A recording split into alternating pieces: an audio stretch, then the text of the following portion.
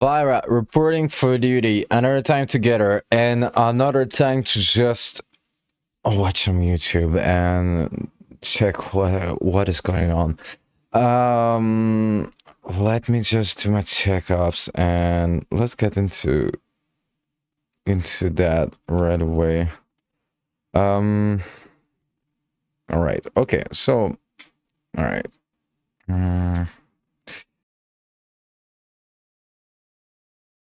All right. Okay. A lot of like some new trailers. Let's check out some new trailers.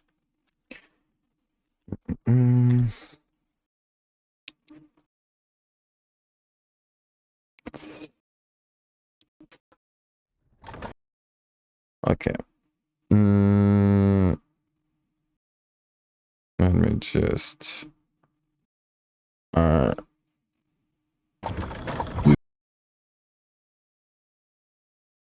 Okay. So everything is working. Everything functions. Okay.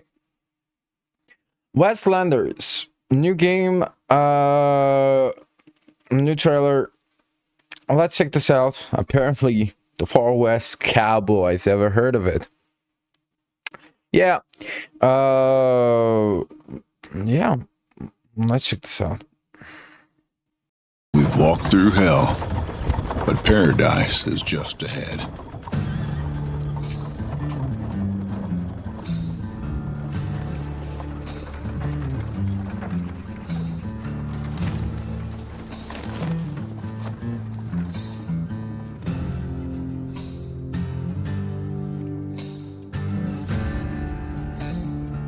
We've buried loved ones along the trail,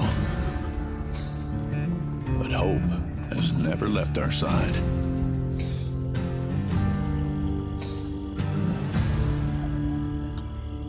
We face the darkest depths of human nature. The wildlife.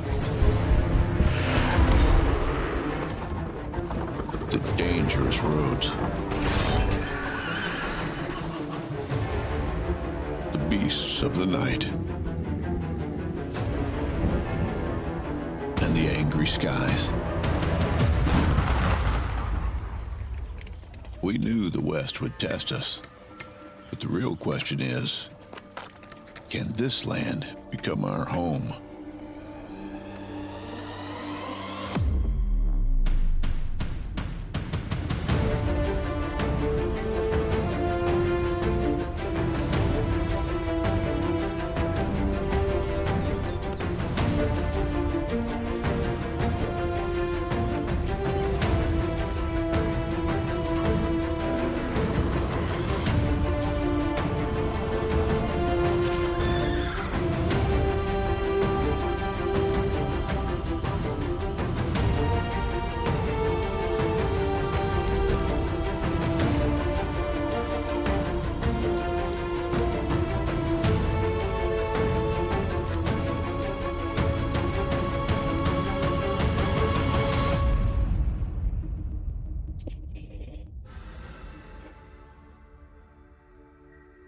Okay, so a lot to unpack.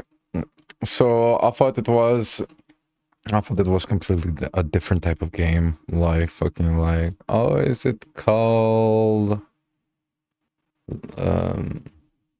Red Dead Redemption, right? Obviously, like you think Cowboys, there's only one game that like people think about. Survival co-op first person. This is interesting. I gotta say, when I saw this, okay. The dangerous roads. The dangerous road, bro. No matter how much you fucking like, do you see this road? Like, I just gotta because like this is kind of like this real life thing that kind of like I gotta tell you, like the fucking dangerous road, the fucking dangerous road. I will not fucking like put my fucking life like the fuck the dangerous road. Might as well walk, might as well not take the fucking dangerous road. Pretty sure like there isn't like much worth it taking the dangerous road. Fucking like this really triggered me, like just because like I see this why like just my phobia fucking talking to you.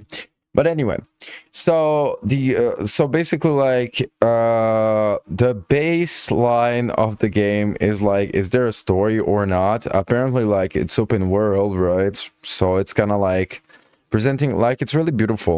It's really beautiful. And then they actually show you kind of like how the gameplay works. So really like basic survival, but in the West. Is it interesting? Like my question is are there Indians? Like, right? Because like like technically like the cowboy probably was also like Indian people, like American Indians that were living there and that were like just there, right? And so basically like this is just a random question, but apparently like you can build and stuff. Not my game, like apparently it has like a lot of traction, right? So but really like I mean not for, it's not my style of gaming, so I will not tell you, but like at the same time it's like it's interesting and really like it's so not for me. It's so not for me. It's such a fucking like type of genre not for me. With like, but at the same time, like, thank you so much for reminding me, like, the fucking like Tempest, yeah, and the fucking like dangerous. Fuck the dangerous road, man. Fuck the dangerous road. Why do you have to fucking take the dangerous road? Be. Anyway, so yeah. Westlanders, I guess like check it out if you're into like fucking like into survival gaming. But yeah,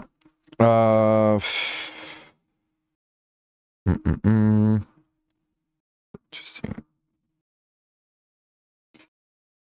Okay, really not my style. Oh my fucking god! Like I just noticed how like I watched like many trailers, and this is like kind of like the first trailer where I'm like, it's so not my type of game. Not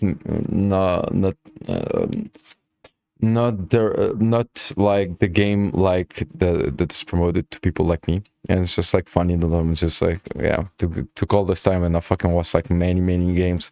Like I saw like many other games, but like on this one it's like there's no hate, you know. It's just like it's not for me, but like if it's for you, like it might be like fucking awesome, right? But it's just like it's so not for me. God damn. All right.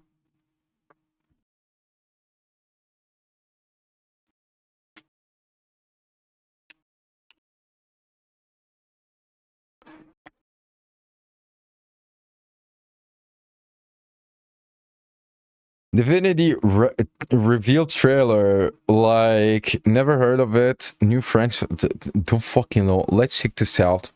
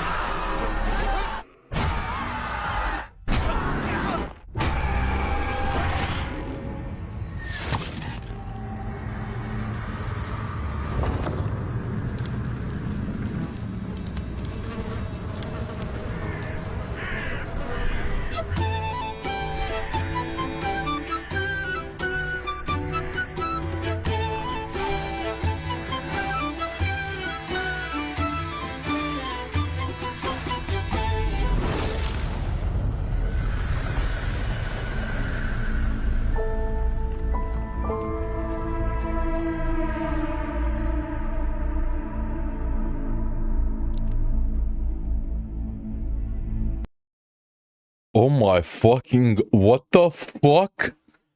This is actually messed up level of okay. Well, the graphics are actually like way like really good, right? Definitely it's called. God fucking damn.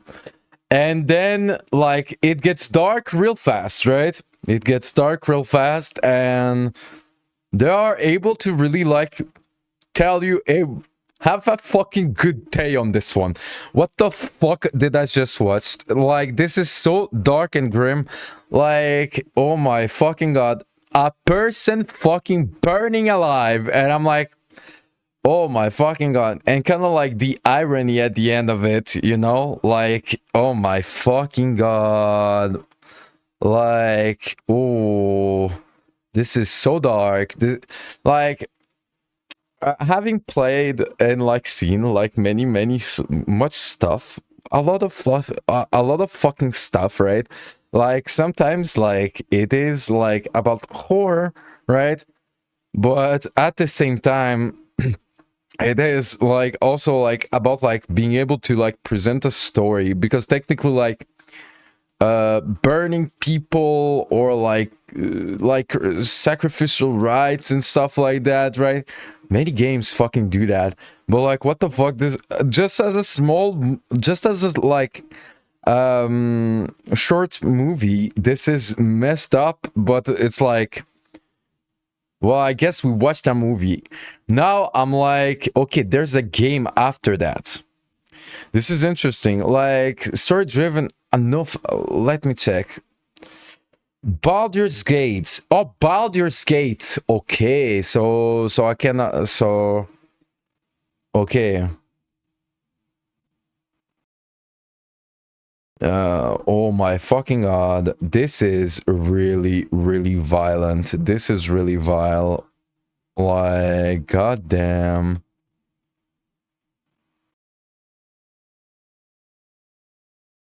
Like the way they were able to um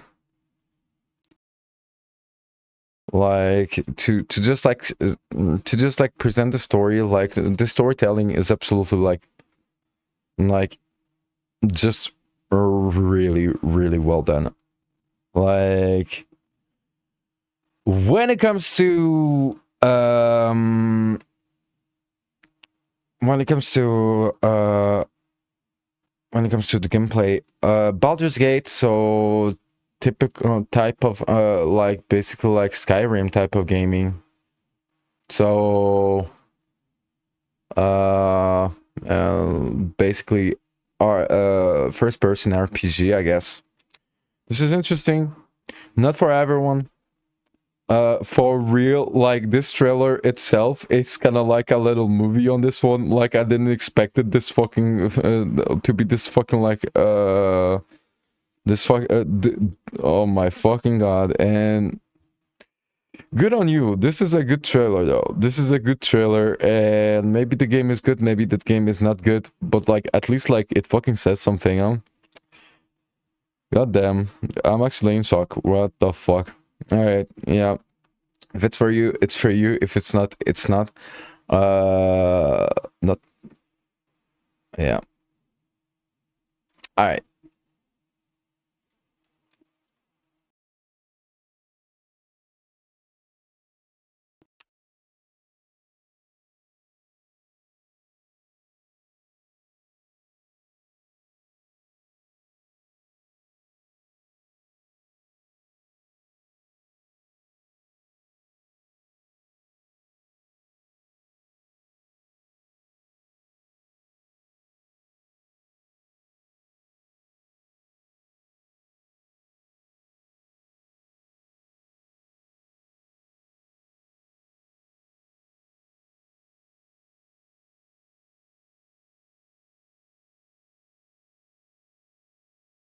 All right.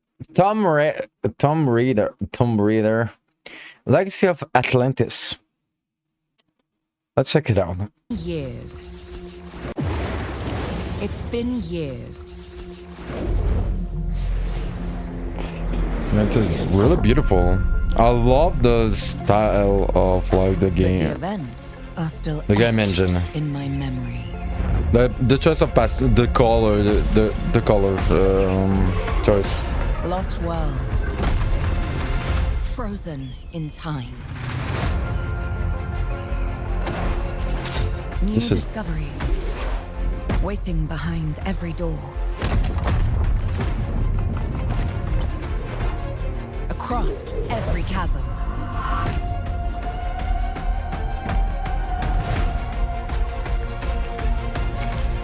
I didn't know then the path this adventure would send me on.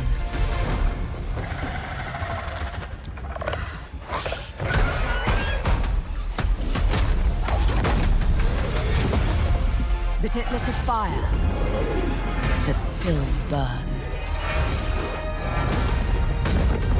I need to see more. I need to go further. To uncover the secrets of Atlantis.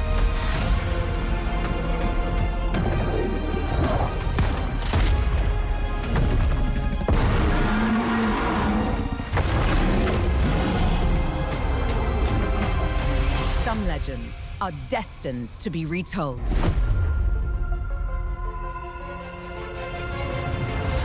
Okay.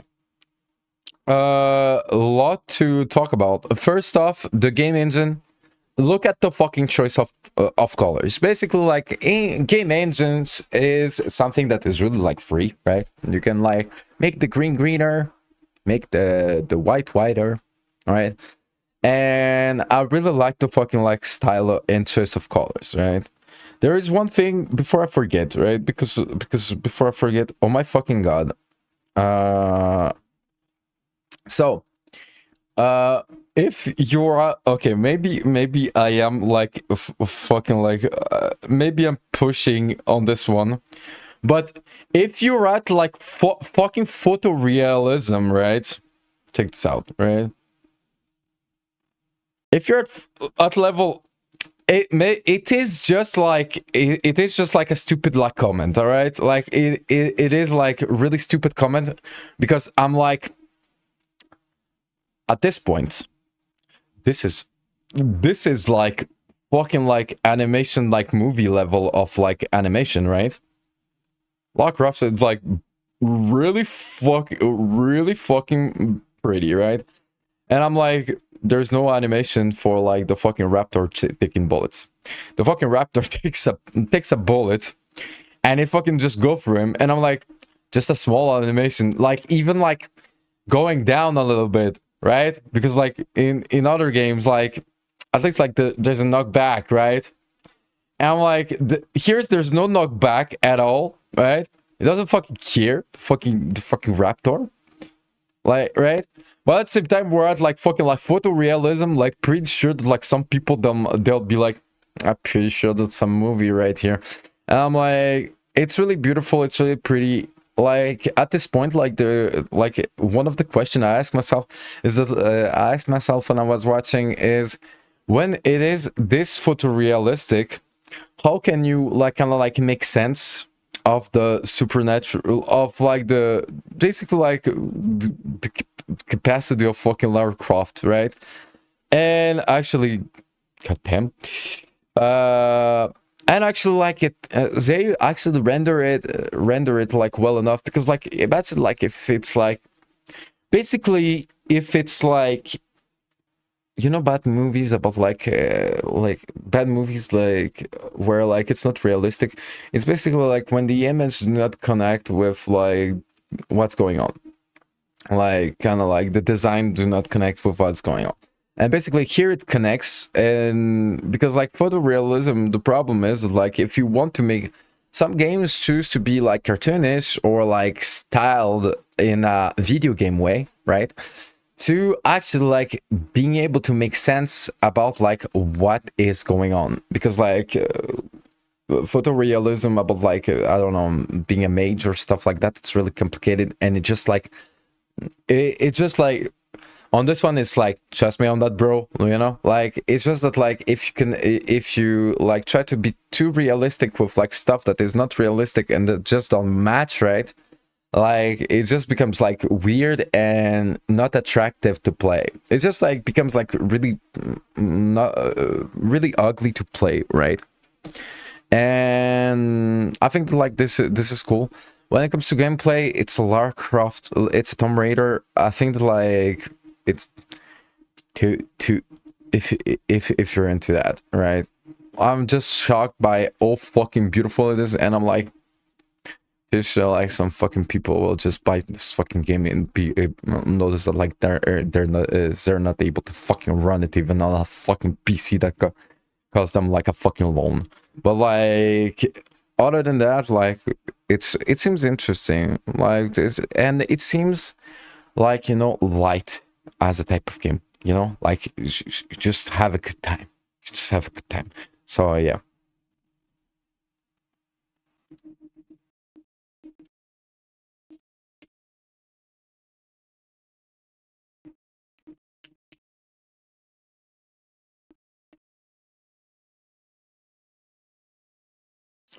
Okay, that accounts official trailer. New anime. New anime. Let's check this out. は病死じゃなく殺されたんだ。ある強力な化け垢にね。なんだこれ。あれは SNS の死者のアカウント。デッドアカウントが幽霊化した姿。マジなのククル。彼開眼したって。触れるだけで生き物の命を吸い取る呪われた炎。でけえ喧嘩する時の肌がブツブツ沸騰する感じ。未伝学園霊媒師の学校だ。霊媒師なんてなりたくないってな。でもしょうがないじゃん、才能あったんだから。注目されるのが気持ちよくて仕方なかったんだろうが。俺は弱いだからここで強くなる。誰よりも入学するよ先生。しゃあ、俺っちも本気だ。そうだよ、俺は根っからビビリだよ。一オツは俺とククルが見つけた大事な家なんだ。行くぞ一オツ。おい、ようこそ未伝学園へ。学び屋となるか墓場となるかは彼次第だ。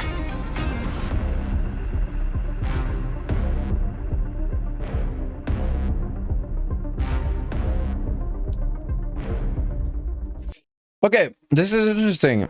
First, like we get the Nihon treatment. So basically, like there's like basically like Japanese trailers for anime. They actually they promote anime differently in Japan, right?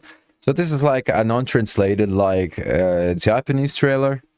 Just because like you can feel that the style is kind of like you're already kind of like in the game, right? You're into the story. And usually like Western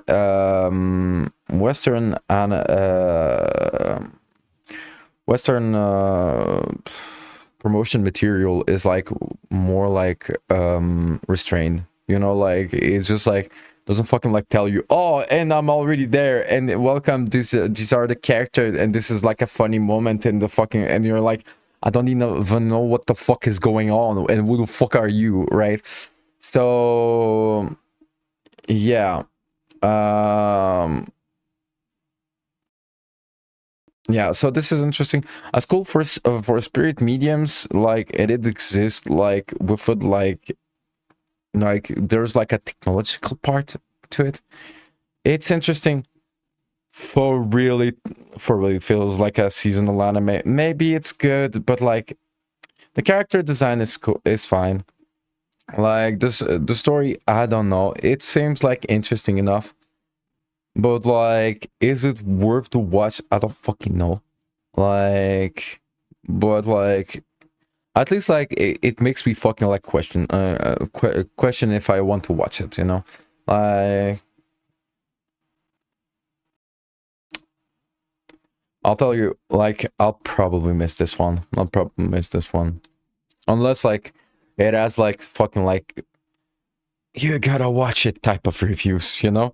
Like this is kind of like how I fucking guide myself in this fucking mess of. There is like 24 animes that got announced like this week, and you have to fucking like pick one because because like by the time you finish the one you choose, there's like 32 more animes that got announced.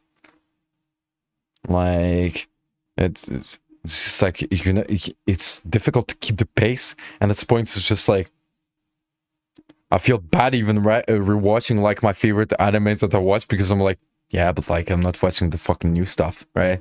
And like, I mean, it's, I won't complain, but it's just like, because of that, like you need to make choices, and you need to make choices about like what you're watching. Really, like, it talks about an industry when like the problem is that like it's not about like finding the good the good things, because technically everything is good enough, right? Everything is watchable. It's more about like having the time and like actually choosing how to choose your time. What anime do you want to choose, because time is limited. And you cannot watch them all. Like, but interesting enough. So yeah, that account, a story of mediums in the school, kind of fucking like.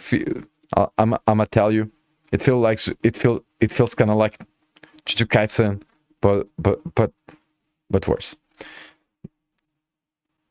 Maybe it's good. Really feels like Jujutsu Kaisen, but worse.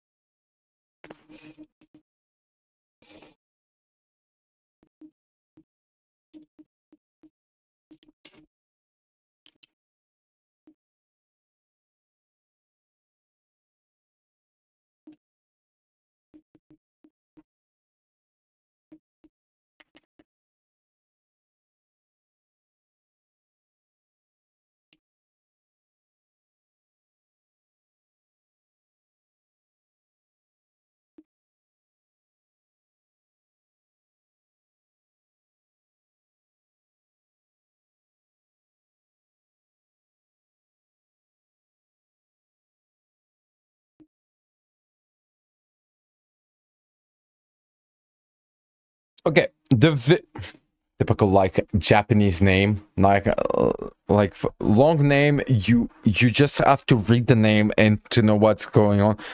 Like, it's technically like pretty good marketing, but like, yeah, the villainess is adored by the prince of the neighbor kingdom. Shoujo romance? Is this something that like doesn't fucking leave you traumatized after you watch it? Let's check it out. 起きたか。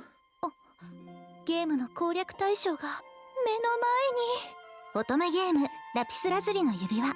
一番人気だった彼は、それはもうひたすらにヒロインを溺愛する。でも私はヒロインではなく悪役令嬢。婚約破棄を告げる。そなたを国外へ追放する。そんなひどすぎる。そこまでですよ。ティアラローズ嬢、私の妃になっていただけませんか。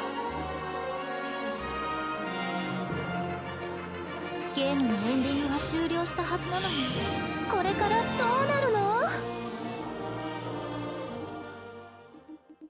You know what? After like all watching only like depressing stuff, back in the day when I was still trying to fucking prove something to someone, I would have told you this is actually fucking awful and must be fucking boring, because I was a fucking I was really like disrespectful of actually like what the fuck it is to be happy. Now I'm like, actually, you know what? I love romance. I love shoujos. Some of my favorite animes are about like romantic stuff, right? Love, right? But back in the day, I was like, yeah, but like this is not edgy enough. And here it's like, okay, so this is anime material that actually do not like. Watching this is not something that will make you fucking like leave you traumatized or fucking like make you questioning anything. It's just a good time. Like, there's like, it's just a good time and it is light enough, right? And if you're into romance, like, it's a romance. So is this interesting? Probably. Is this like, yeah. And I probably like, is this fucking like adorable? Yeah. And is this awesome? Yeah. You know why? Because no one fucking like, it's not this fucking like horrible nonsense of like people like, for real, like, if you never like give yourself like the chance to just like offer a chance to like more light-hearted like type of like storytelling, give yourself the chance. Because oh my fucking god, I was trying to fucking prove something about like watching dark stuff all the time and being dark and all this stuff, and then I noticed like this type of like media is good, but at the same time this type of media is awesome. It's cute, it's adorable, and it makes you have a fucking better day watching it. Do you know why? Because after that, you're not like fucking asking yourself questions. You're not thinking about like fucking like awfully like life or death type of stuff, or like awfully like just like just terrifying stuff. You just watch it and you have a good time, and then you go back to your day. And this is kind of like what I like about these type of animes, that I actually like learn to love more and learn to appreciate more. Because back in the day I was like, you know, it's not like fucking like doesn't fucking like it doesn't fucking like tell a story like, I don't know, violent enough or something like that, violent enough or dark enough or serious enough, right? So something like that. And now I'm like, if I have the time, I'll check it out, because like this is basically the like, this is watching this type of anime is just good. Against depression, good. Against dark thoughts, good. If you're having a bad day, you watch your fucking like shoujo romantic fucking anime. It's basically like, and you have a better day. So yeah. The villainess is adored by the neighbor kingdom. Like, for real, if you're into watching anime and you like, and you want to have a good time for once, fucking offer this a chance. I'm pretty sure like it's lovely, it's light, and if it doesn't like have like, if it doesn't keep its promises about like storytelling or like the story depth or stuff like that, like, it's fine, right?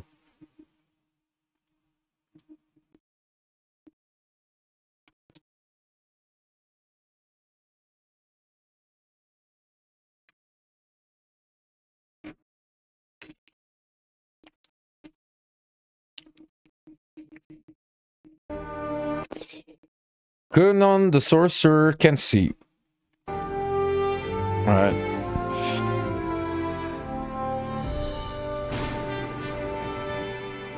Ori.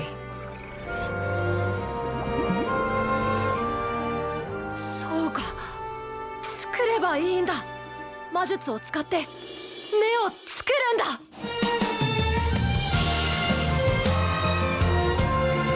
2つ。いいぞ、クノン様。学校に行くんですか？お久しぶりです、ミリカ殿下。やるんだ、絶対に。派手にやりましょう。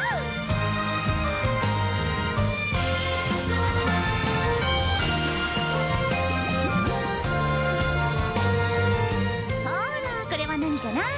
クノン様にわかるかな？給料減らせよ、言っておくね。あ、すいません、調子に乗りました。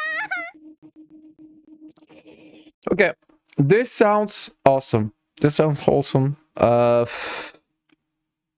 Like, this sounds wholesome. Like, not much to say about it. Like, apparently, like, ranked first overall for the year of Susetsu ni Naru.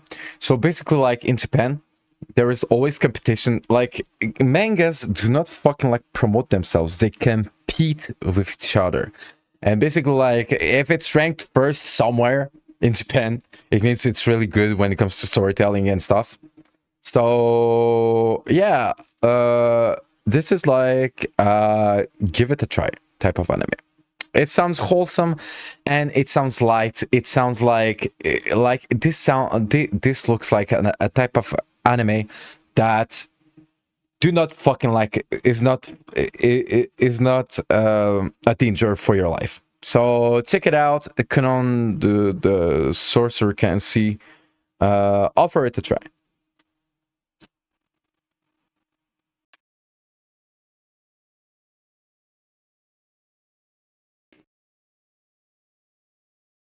All right. I just need to.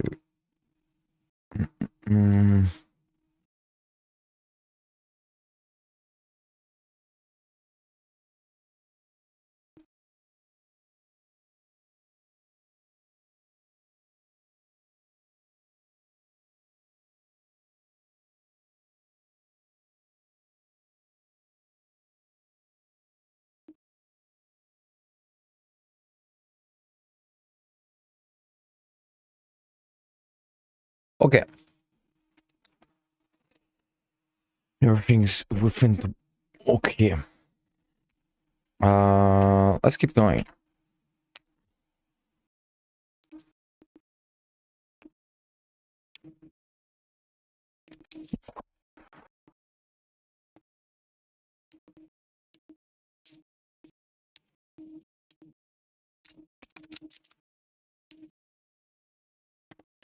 Okay. Let's just give me a second.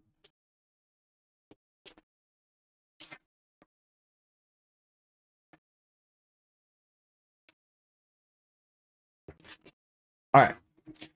The Holy Grail of Eris. Let's check it out. 私の復讐を成功させなさい。スカーレット・カスティエルといえば希代の悪女。セシリアに毒を仕込んだ罪で処刑されたけど、そんな地味なことこの私がするわけないじゃないの。つまり冤罪？お前の役目は真犯人を見つけ出し、そんなこと私には必ずどこかに手がかりを残したはずよ。鍵？これはエリスの聖杯を破壊しろ。準備はよくてコンスタンス。楽しい宴の始まりだわ。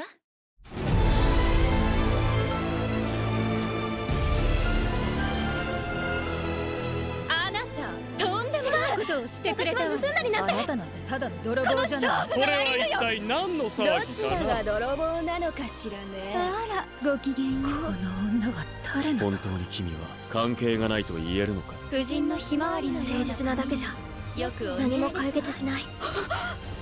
キリキキリクク、少しでも反応したらとっても悪い人だから。殺されたということ。コンスタンス・グレイ、君の目的は何だ。あの女は普通じゃないのよね。正体ジョン・ドゥ伯爵の帽子の中に。10年前どうしてスカーレットが処刑されたのかご存知ですか。呪われろ、貴様ら全員呪われるがいい。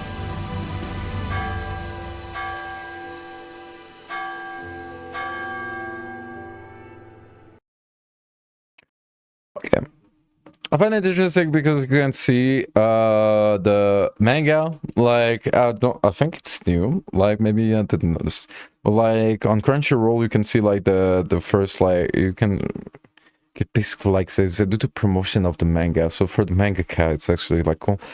This is not my type of anime at all. Like the fucking like aristocratic type of like but like murder mystery and a little bit of fantasy, like kind of like not my style at all, but I think it's like really like it seems wholesome of overall. Like it seems like if it basically on this one, if it's for you, it's for you. If it's not for you, for real, it's not for me neither. So for real, like, yeah, it's easy to fucking pass on this one. But if it's for you, it's for you. If it's not, like, it's not for me. Like, really not for me. So if you're in the same case, like, yeah, no, like, probably, like, just wait for, like, for what's for you.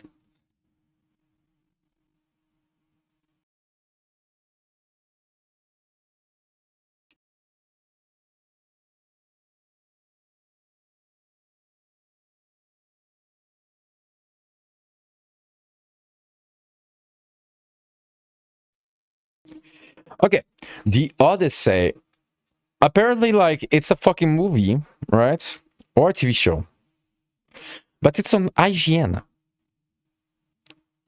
So it's a movie. But, like, why is it on IGN? Like, video game movie? Like... I mean, I guess... Like, video game movie, I guess. Or maybe it's, like, so big that, like, they even, like, told themselves, let's fucking, like, let's fucking promote it on IGN. Either way, like, it's just, like, the reason why I'm actually, like, checking this one out is just because, like, it's on IGN. Must be something is the... So let's check it out.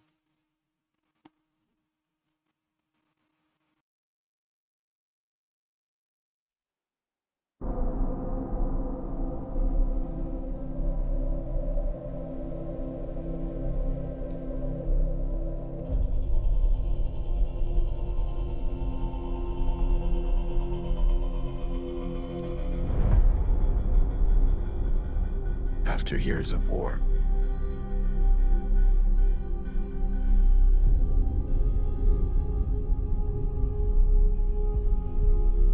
no one could stand between my men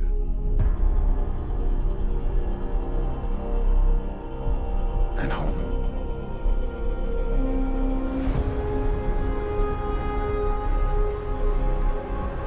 Not even me.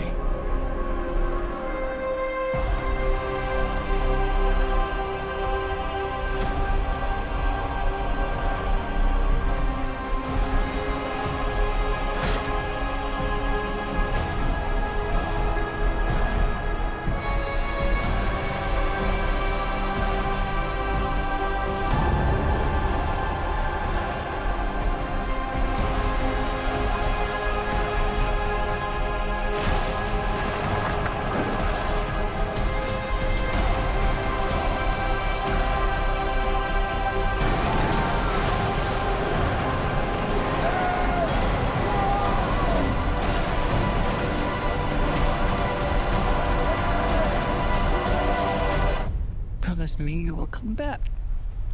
What if I can't? Wait, am I stupid? Is this like... So, basically, like, big names, big names, big names. I get it, like, doesn't fucking, like, do a good movie. Is it a fucking, like, Odyssey, like, from fucking Omer? Is it like... Is this fucking why?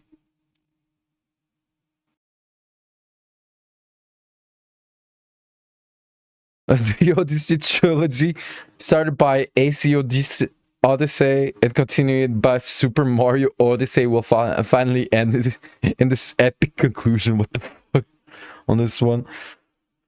So Odyssey of Homer, I guess, like the fucking Greek, like the maybe like I do not trust the big name.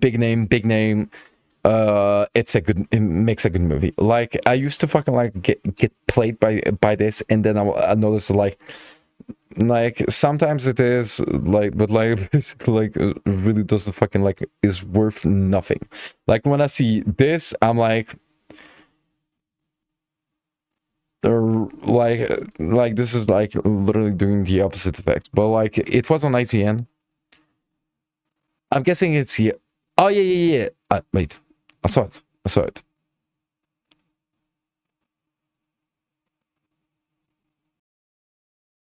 Wait. Yeah.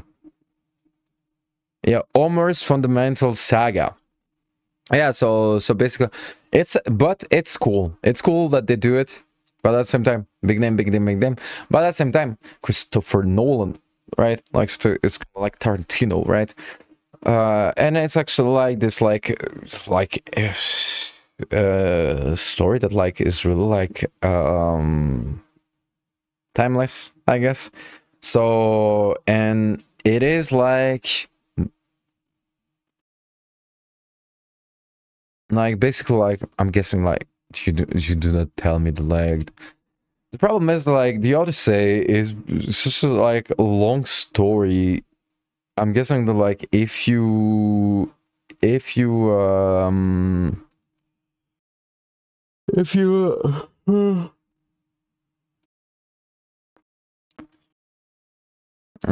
I feel like it needs like more to it than just one movie. Anyway, yeah, I mean that's awesome in a way that like someone actually like like got the fucking like courage to try to represent like Homer's Odyssey, because like, ever heard of the fucking Homer's Odyssey? Yeah, of course you fucking did, because you went to school like everyone else. And it's like this stuff is like basically a good read, and it's actually awesome to like someone actually like with like big like production value like actually tries to represent it, because no one reads, but at the same time we all went to school and we all fucking heard about the fucking Homer's Odyssey. And I'm like, I'm just saying this, and I'm like, I bring you back to fucking like your school days when you were like hearing about the fucking Greek and like fucking history class, and you were like, I really do not care because I'm here. I really try to fucking get the fuck away from here, but like, so everyone knows about it. There's a movie about what everyone knows about it, what no one fucking read. Which is awesome. Maybe it's really awesome. Maybe it will just bring you back and... Anyway.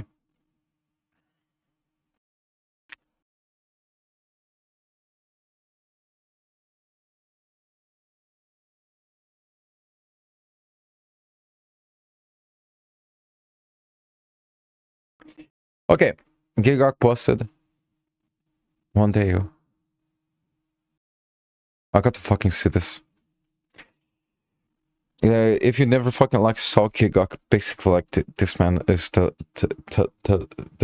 one legend, like the one and only, you know. Horse anime. I'm talking about anime. I love anime. Like anime. Basically horse girl anime. What the fuck? Yeah, so if you're into anime, like fucking check Gigok, and like this man is a fucking legend. If you ever liked anime once in your life, for real, even if you don't like it since then, big fan. Let's check it out.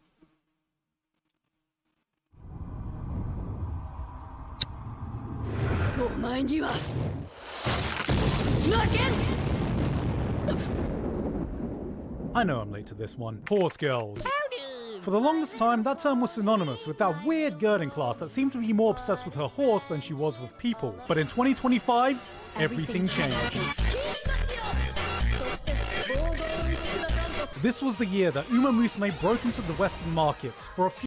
Yeah, there's like a game, so basically it's an anime about like horse girls, and like basically like it's instead of like people betting for horses, it's like basically like a waifus, people betting on like waifu races.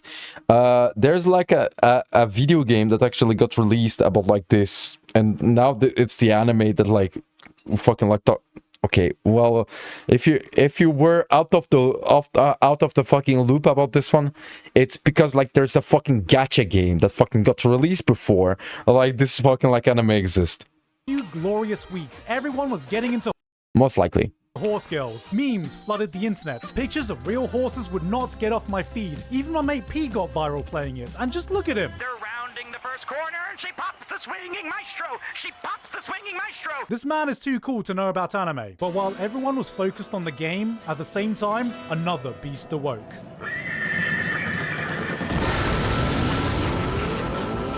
Uma Musume's latest spin-off, Cinderella Grey, dropped, and it's one of the most intense, fast-paced experience you can find in 2025 that has absolutely no rights going as hard as it does. So if you're looking at the season and you're tired of hate-watching new episodes of One Punch Man like... Oh no. Maybe the next one will be better. Oh, this is very bad. That was me. I think that, like, do you know, I'll tell you this, and I will say this, I have this opinion about anime, like, about, like, media in general, like, I'm pretty sure that, like, you know how fucking, like, horse girl anime, like, do you know what it is? A good time. Do you know what a lot of fucking anime are to fucking, are not a good time? Do you know why? It's not because they're bad, it's just because it's fucking, it's just, like, it's just not it's just not healthy, right?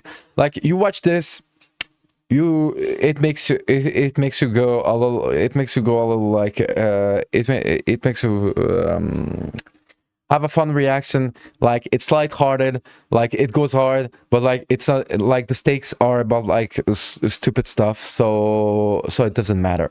And this is kind of like the vibe that like I get, and the more I fucking like watch stuff, the more I notice like this type of like really like kind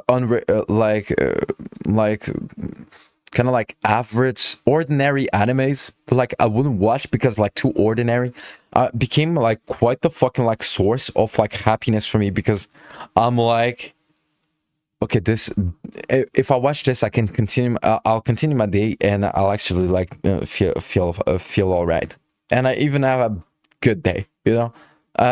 I'll end up like better than I started watching. Well, forget all that, because this is the year of the horse. Girls, you don't need to know anything about Uma Musume. You do not need to give a damn about any of these silly memes, because even without all that, this is the most hyped sports anime you can find in 2025.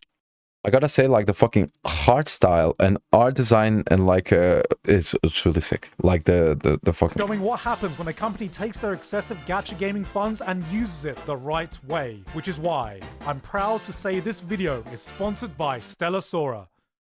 Wait, that's a different game. Stellar Sora is a top-down light action RPG with roguelike elements, available now on iOS, Android, and PC. You can take yourself on an adventure through Stellar Sora's episodic narrative experience in the fantasy world of Nova and get absorbed in the game's vibrant and innovative combat. But it's dangerous to go alone, adventurer.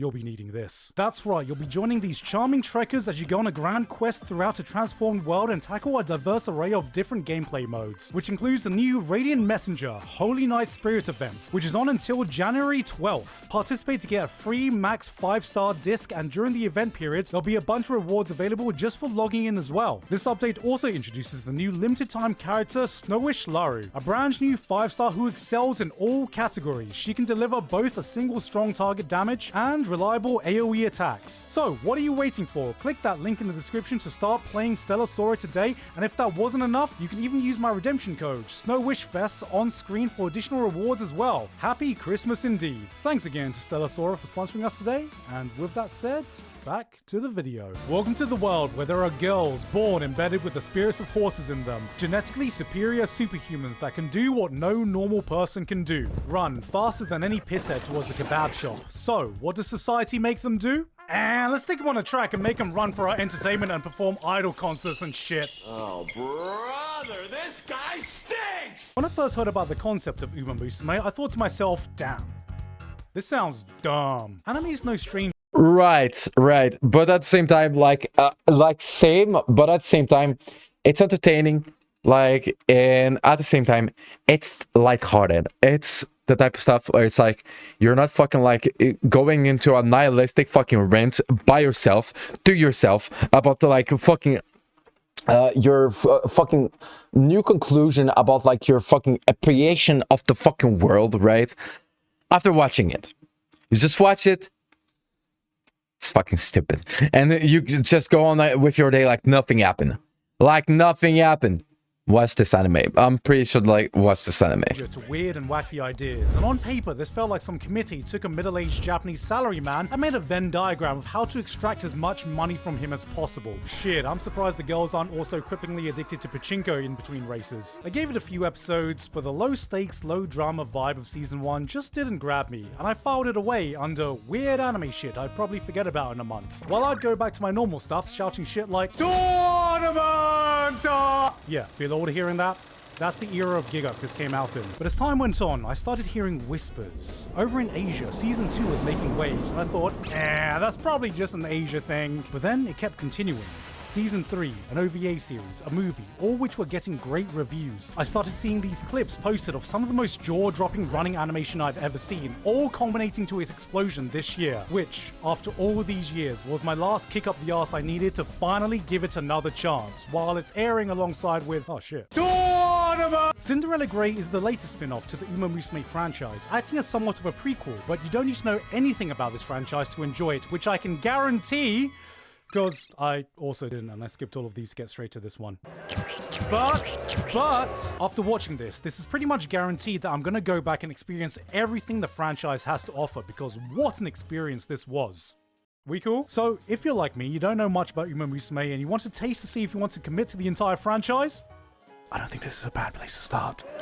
The series follows the legacy of Oguri Cap, an ash grey colt from the countryside town of Kasamatsu, as she breaks out of a small town to become a nationwide sensation in the Japanese horse racing scene. She's a simple girl, enjoys a simple meal, has a brain so smooth even her thoughts are sliding off. While the other girls feel like girls that happen to be horses, Oguri is a horse that happens to be a girl, but if there's one thing she can do, it's run like an absolute beast. And by God does the show give us a lot of it. From my memory, season 1 felt more like an idol show kind of vibe with some racing in it, but seeing its evolution to today, it's clear it has fully embraced the sport, the drama, the stakes, ringing much closer to a shonen sports anime than anything. The For real, they went for like, pretty sure the fucking Sims, so we can fucking sell them a gacha horse anime girl game. This was the pitch, and they actually like went and they were like, pretty sure the Sims, and we can sell them horse anime girl the anime. And it fucking sold, and then they were like, you know what? The Sims, they're not they're not the dumbest about like their fucking taste.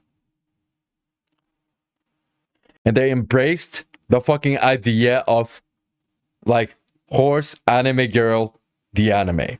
And pretty much that's pretty much the story.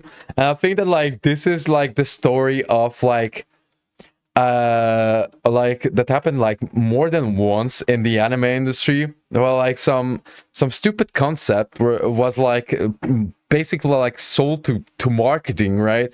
Being like the fucking Sims, we can sell them that, right? And then like they sold themselves the idea and they actually became mega fans of the idea, and it went from like this fucking like seasonal, like really like ephemeral, like really like kind of like trendy type of like anime or concept or storytelling to an actual story that actually like people vibe with and everyone is in love with, right? And I think like this kind of like talks about like the fact that like it is true that like you can fucking sell to Sims whatever the fuck you want. Well, like you gotta admit, the Sims is it kind of like have some taste, you know? Like we're not like just like fucking easily marketable like fucking like only easily marketable audience, no? We've got tastes and feelings. idle aspect takes a little bit of a back seat, and what we are left with is high-intensity, heart-pounding races, one after another, as Oguri makes a name for herself on the national stage. Look, I love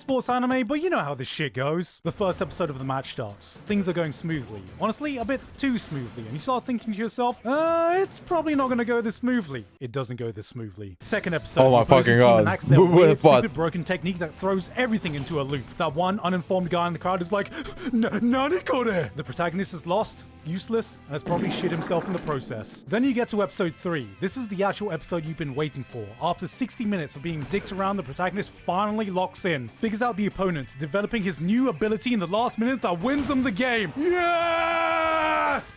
Nani kore? It's a formula that hits every single time. But man, I can't lie, you watch enough and you get to these 2 episodes and you're like, come on, can we just do the thing already? Cinderella Grey wastes no time in throwing you headfirst into the action. Every episode is like bam, bam, bam, race, race, race, run, run, run, eat, fucking fatso, parentheses affectionate. Races never overstate their welcome. In fact, it constantly surprised me at just how fast-paced it run through them all. They will spend an episode building. I really fucking love the character design.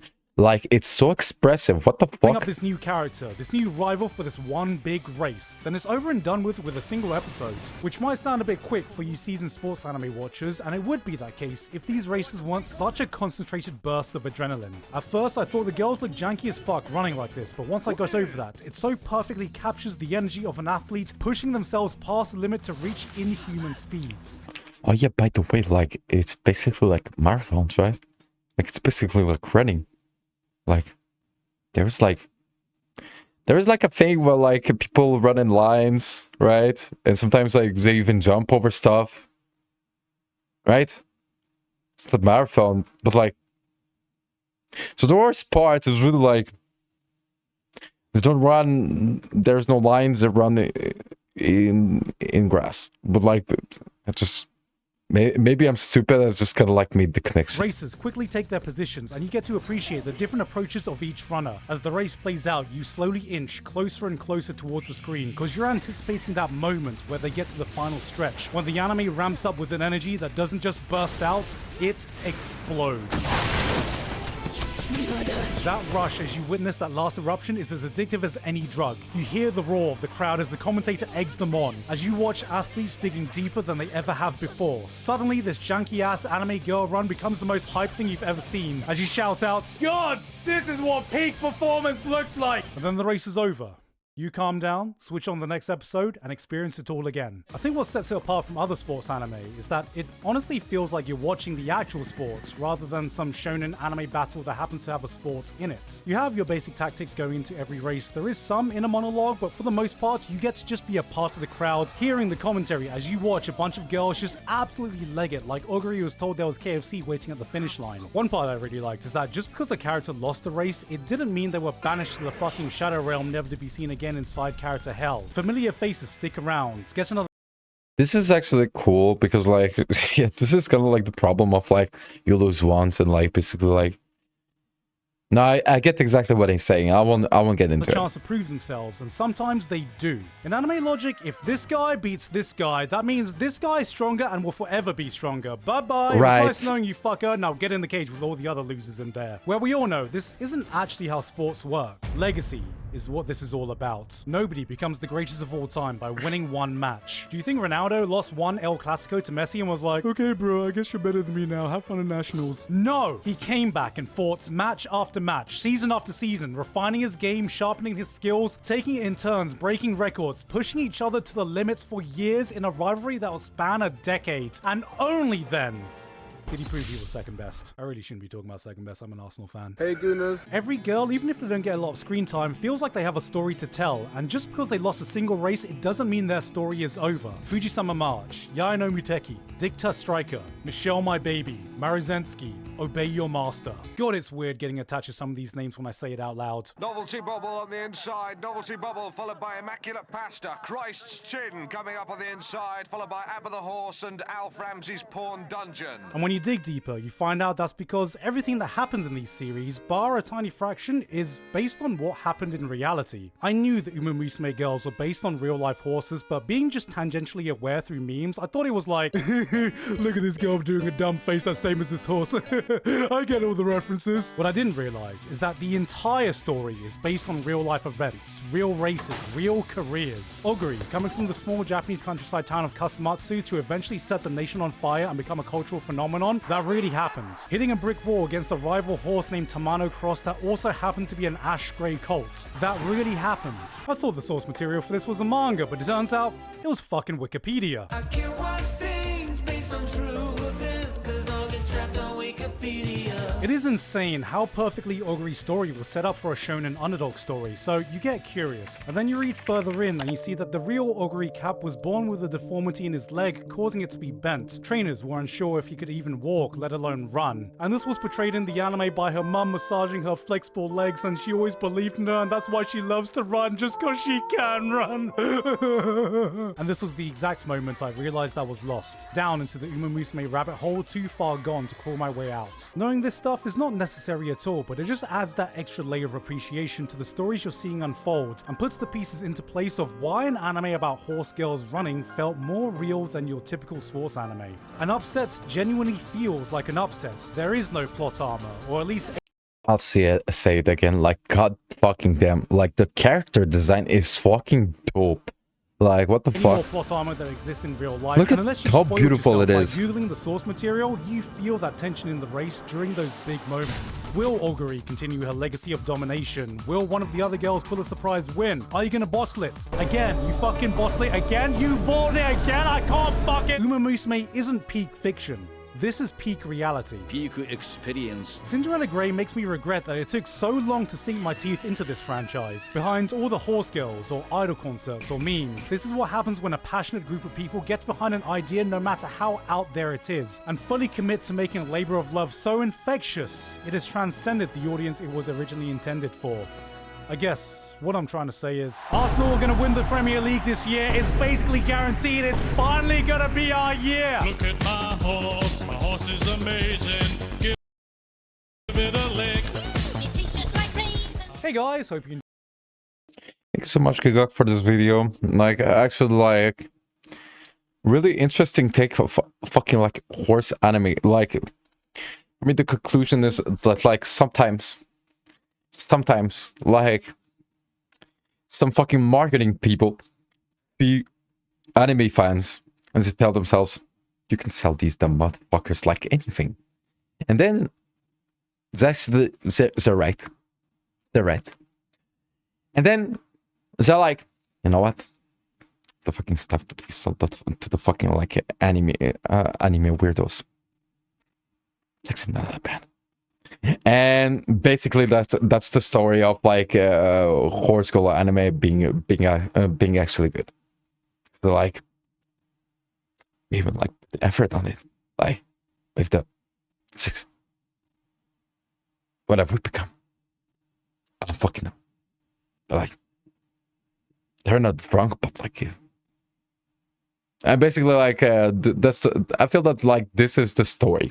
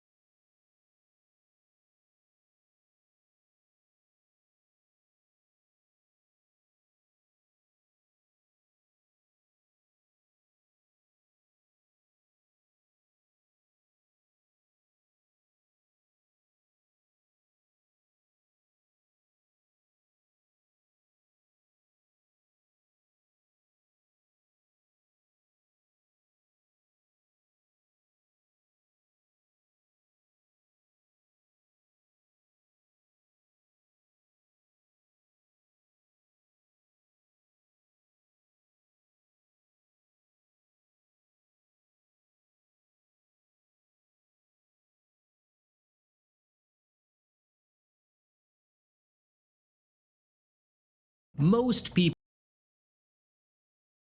Bleach. Ever heard of Bleach? Yes, no. I love this anime. The really MVP of Bleach. Let's check it out. If you know, apparently it's about Gin. Like, do you know what the fuck talks about Gin from Bleach? This guy. Do you know what I want to fucking know? What the fuck he has to say about Gin? Because what the fucking like I agree with the fucking like really MVP of Bleach. I don't even know why.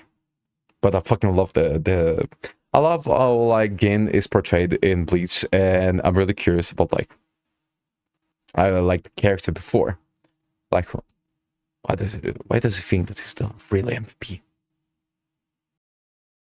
I'll fucking know, but like I'm really curious because I agree, like literally without any knowledge that like, you know, Gin in Bleach, it could be the MVP. It could be the real MVP, you know. So let's check it out. People will tell you the MVP of Bleach is Ichigo, Aizen, or Rukia. But what if I told you they're all wrong? Because there's one character who shaped the story from the shadow. Actually, I agree. Big simp of Rukia. Big simp of Rukia. Ichigo, completely not. Aizen, yeah, but like there is a story past Aizen, right? Right. I'd say Urahara, like Kisuke, right? Or like, but like, yeah.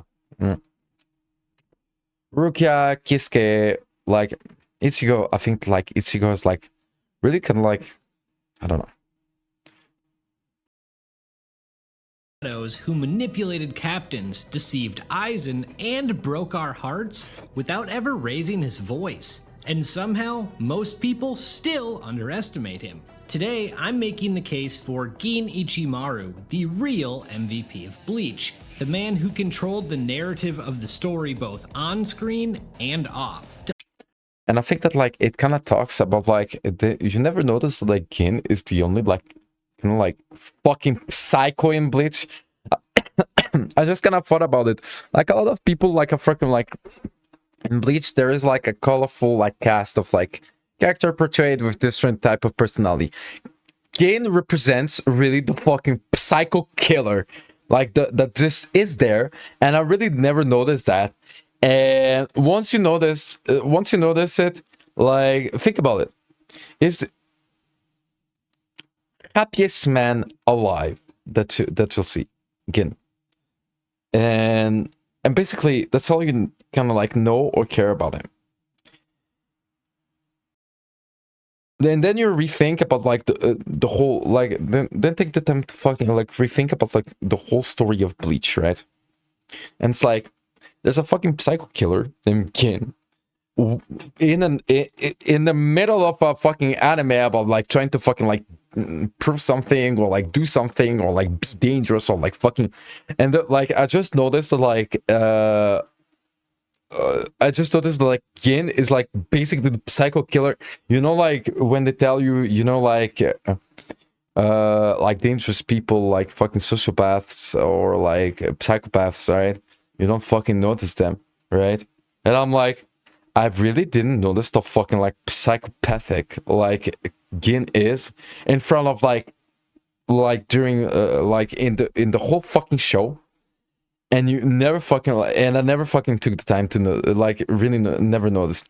And I'm like, you know, like when you see like real crime type of like documentaries, right? You're like, these dumb people, how the fuck didn't they notice, right? And I'm like, I never fucking noticed that like Gin is the psycho killer in front of like all these other like cast of characters, and it's like, oh yeah, makes sense, because like really at this point, like literally, like it just doesn't fucking say that he's a fucking psycho killer. Like Gin doesn't fucking like talk about himself, like describe himself as a fucking psycho killer, right? But like technically he is, and I'm like, wait a fucking moment. This is what, oh my fucking god, I understood what, well, anyway. To understand how crucial Gin is to Bleach, you need to start with his story. Not the story of betrayal or villainy, but the one about a boy who found a girl passed out in the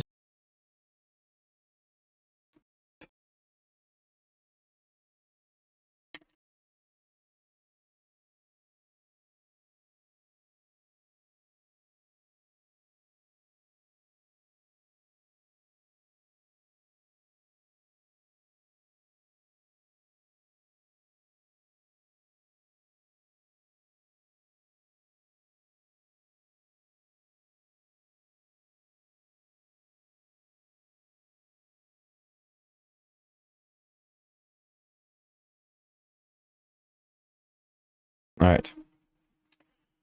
streets and gave her food, a girl named Rangiku. From that moment on, Gin and Rangiku became inseparable, and what looked like an innocent friendship between two children of poverty became one of the most important relationships and storylines in the series. Because one day Gin sees something, Aizen holding the Hogyoku. Standing behind him are three men, the same three men he'd seen near Rangiku the day she collapsed. That's all it took. One glance. From that day forward, Gin's aspirations in life were simple. Kill Aizen. Think about that for a second. This was a child. For the rest of his life, everything he did, and he did a lot, was all part of this plan to end Aizen's life. It tells us something else too. In an instant, Gin deduced correctly that the Hogyoku Literally, like, steals energy from those who are near it. This was what hurt Rangiku. No one told him, he figured it out, and he was right. The ability to correctly process information so quickly, based off so little, is ridiculous. But that's not even the most impressive part. Imagine the willpower it'd take to pretend to be Aizen's ally for decades, to smile, to serve, to commit atrocities for him, all for revenge there's no guarantee he could ever pull off. Oh, and while within the story he's trying to fool Aizen, outside the story, we are aware of none of this. Like Rukia, who I covered here, Gin realizes to accomplish his goal, he must become a Shinigami. Rukia did it for herself, Gin does it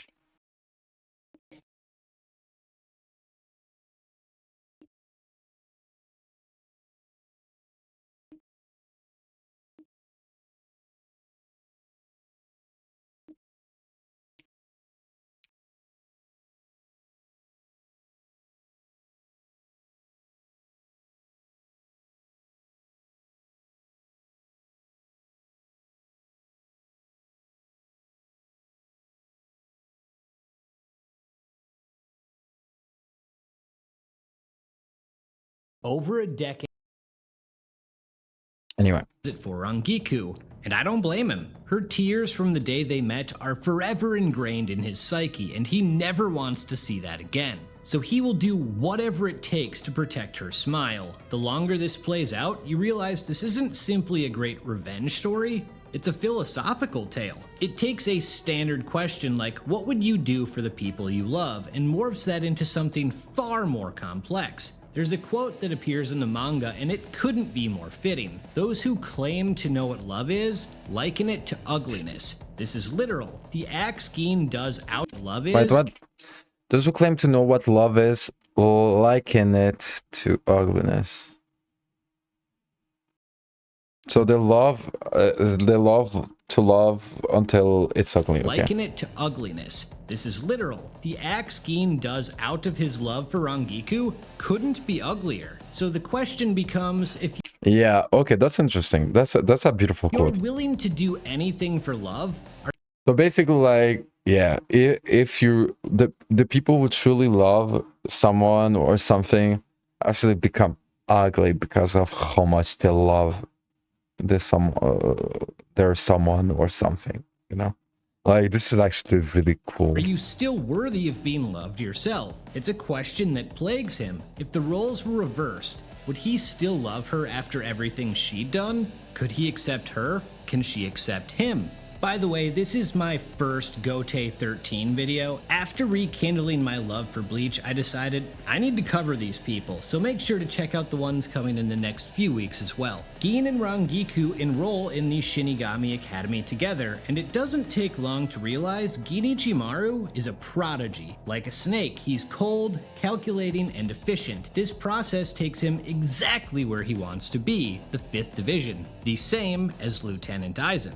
This is where the aforementioned ugliness really begins. Gin kills a seated officer in his own division. Not only does Aizen cover it up, he's impressed. He helps Gin fill that open position and brings him into his inner circle. From here, things only get worse. First it was murder, then it's partaking in the Soul Society's version of MK Ultra, and the list goes on and on. These crimes he partakes in span decades. To gain the trust of Aizen, he discards his own morality. Again, this is the only side we see of him for the majority of the story. We don't know his motives until later. His goal never changes, but his methods get uglier and uglier.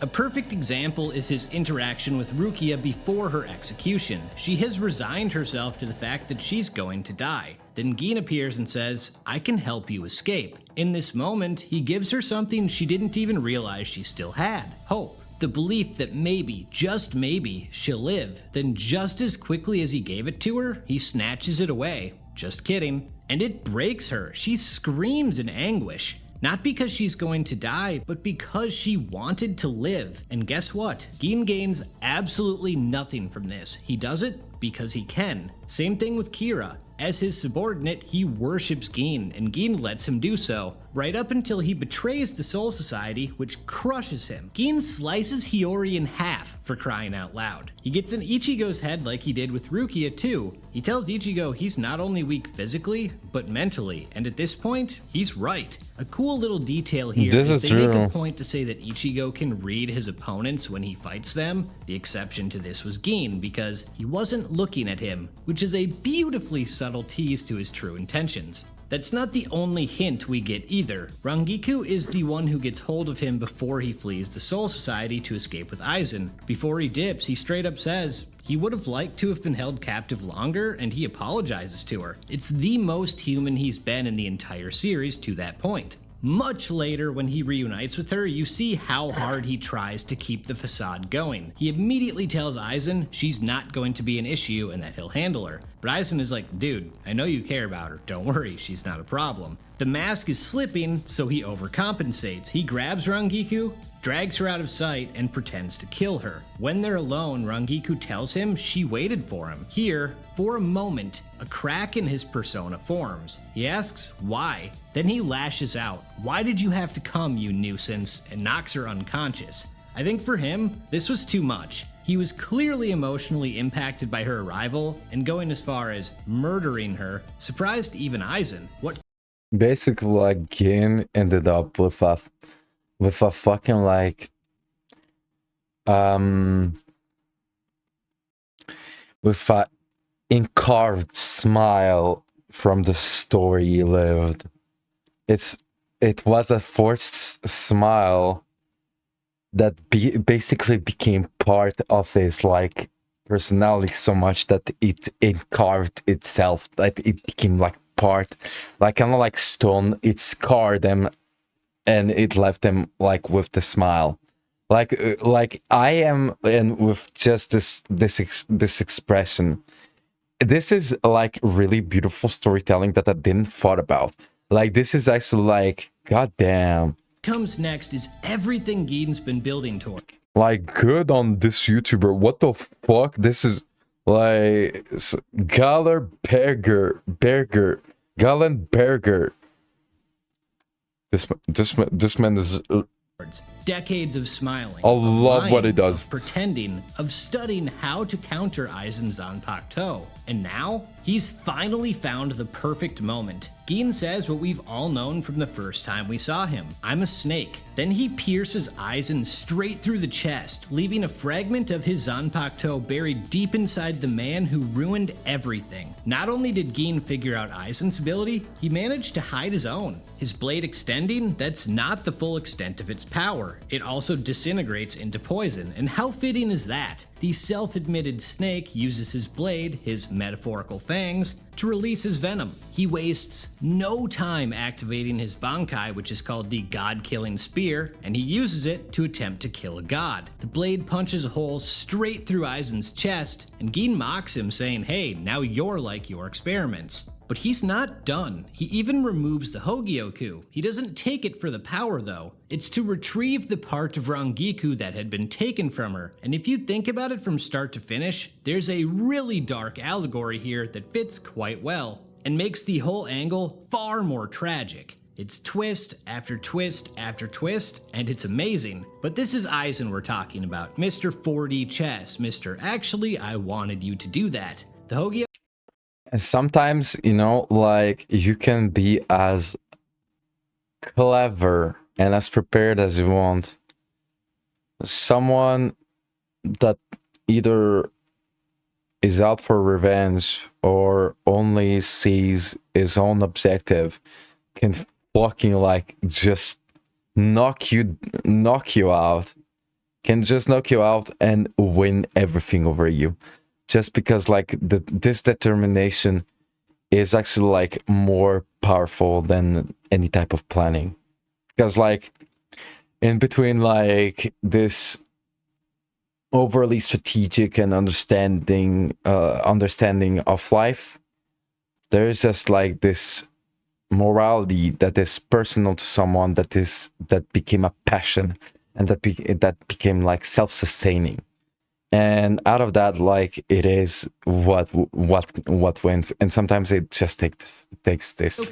It returns to Aizen on its own. Then, without hesitation, he strikes back. Think about this. Everything you have done led up to this. It's not just time and effort you've sacrificed, but morality, your sense of self. Was any of this worth it? The answer is a resounding no, because in the end, he failed. There's a sense of desperation in this moment, and he reaches out only to get his arm torn clean off before getting impaled. At death's door, we go back to the moment that started it all. A girl he loved, whose smile he wanted to protect. So of course, before he passes on, Rangiku's there at the end. He's met with relief and regret at seeing her one last time. The irony is, the man who sacrificed his life to keep Rangiku from crying, at his end, caused her to do just that. In his last moments, he sees Ichigo and feels relief. This isn't the same boy with weak resolve who'd been broken by his words. This is someone who can win, and Gin dies knowing he can leave the rest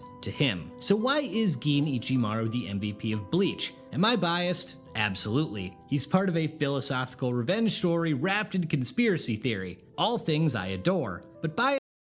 Yeah, but I think that, like, overall, I think it's also, like, above, like, I don't know, like, how quiet and, like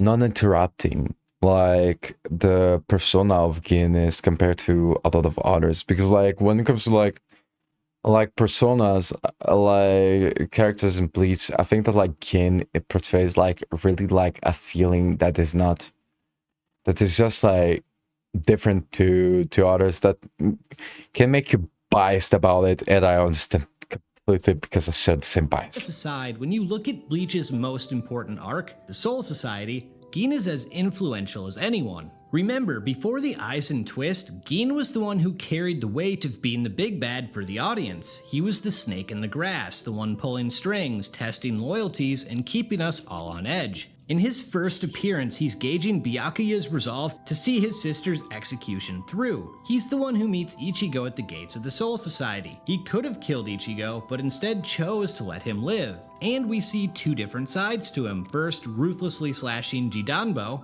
and attacking Ichigo, then playfully giving his iconic bye-bye, like he's toying with us, which he was. Then when Aizen is murdered, who gets blamed?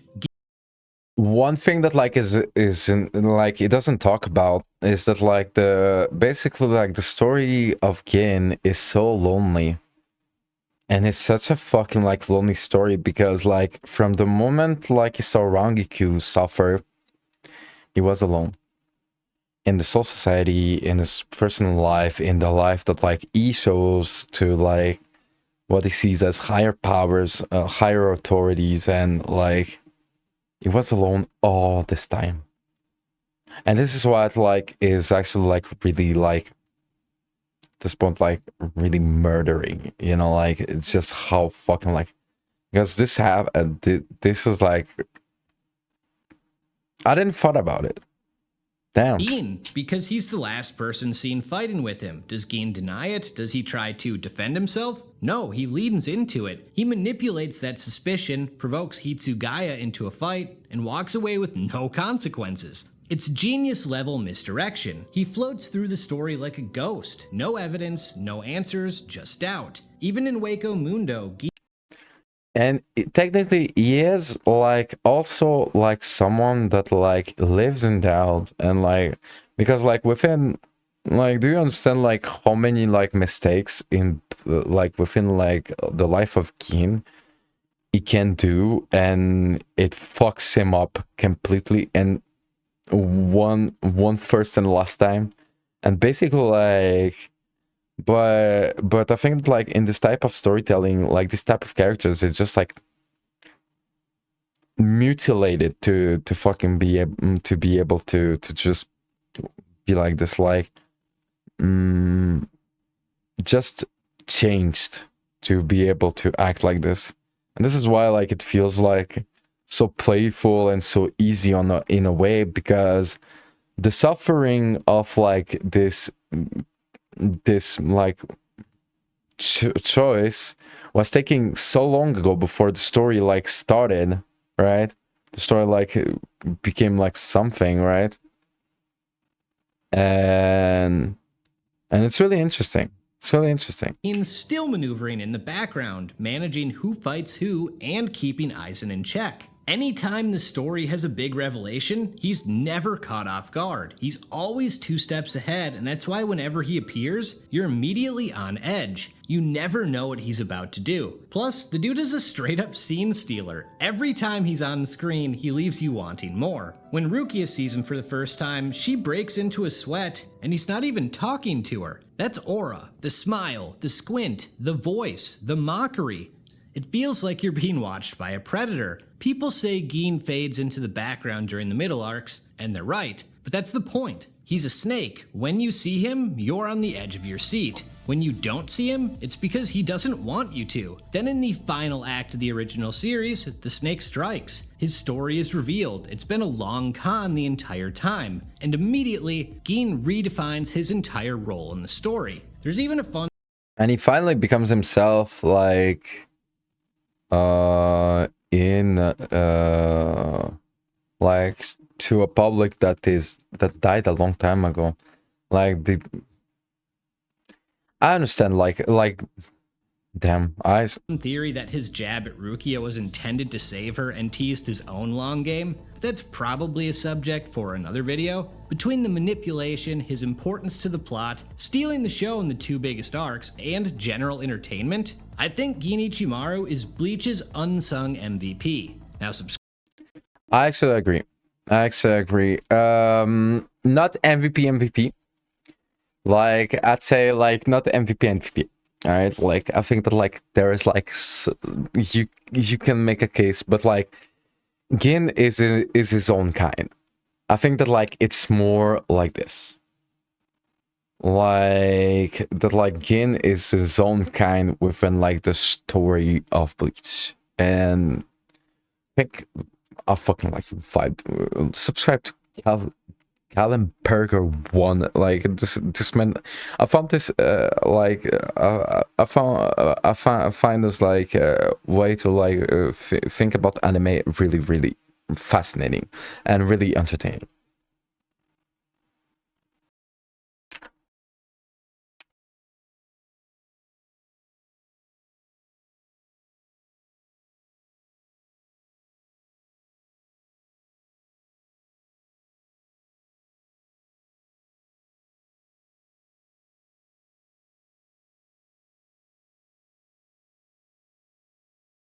I'll be right back.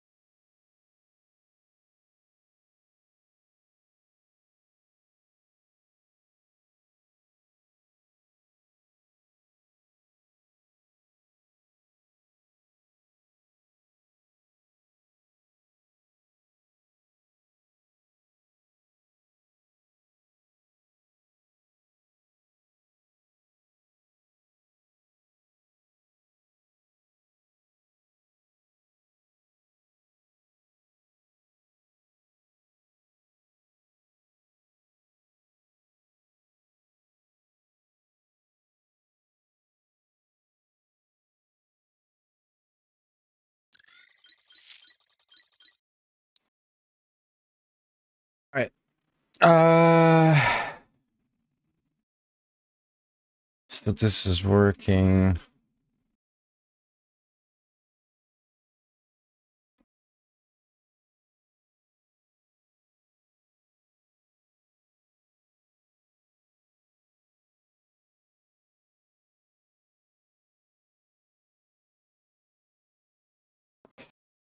All right.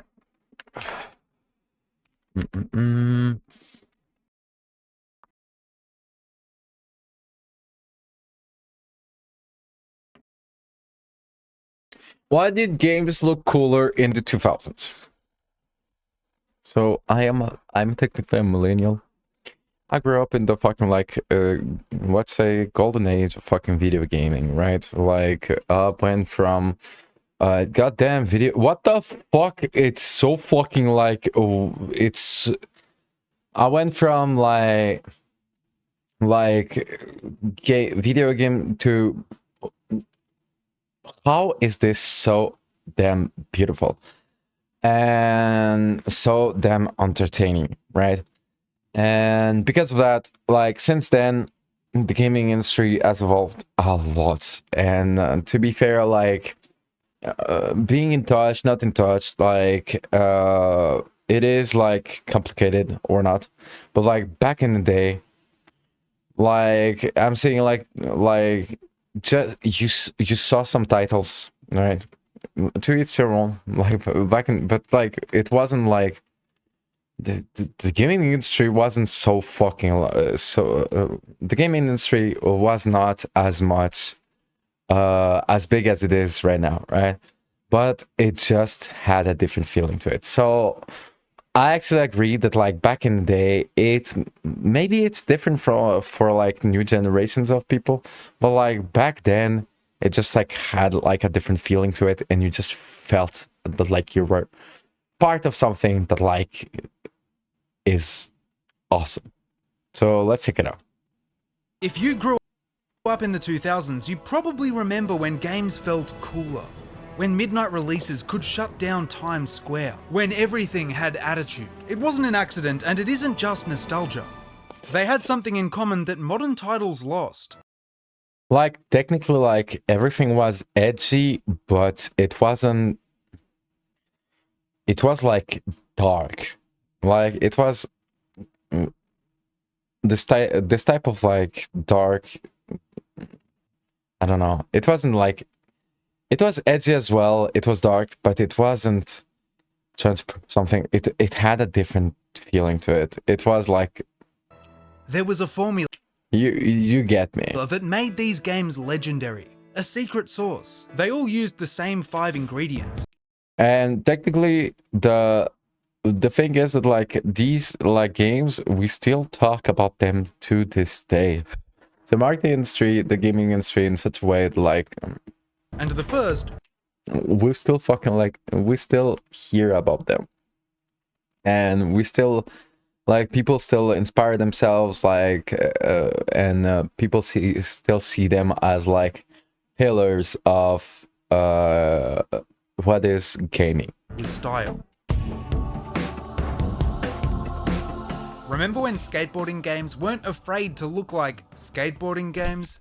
It's no secret that a lot of modern releases feel art directionless, almost like they're afraid to have their own personality or even stay consistent with their old one. There was a time when you could identify a game just by looking at the water. Now everyone renders it through the same engine. The point is, certain studios have turned decades of progress and billions of dollars into uglier games, and the most heinous is Pokemon. Every few years they make a new one, and with it comes an onslaught of criticism. This is especially true for Legend ZA, which has been compared to and completely mogged by Sonic the Hedgehog for the PlayStation 3. Most point to the flat PNGs duct taped to the side of buildings, and the city's repetitive layout. It gets even more complicated when you remember that's the only location in the game. That's right, the hunt begins and ends in government-sanctioned wild zones. They already do this in real life. We've even got got PvP battle zones at shopping centers and train stations. Pokemon has never been known for its graphics, but there's clearly something going on here. Comparatively, their best titles from the 2000s were simple but cohesive. Everything from the environments to the sprites was vibrant and heavily stylized. More importantly, the simplicity made sense. The games looked complete within the limits of their hardware because the art direction embraced those limits. On the other hand,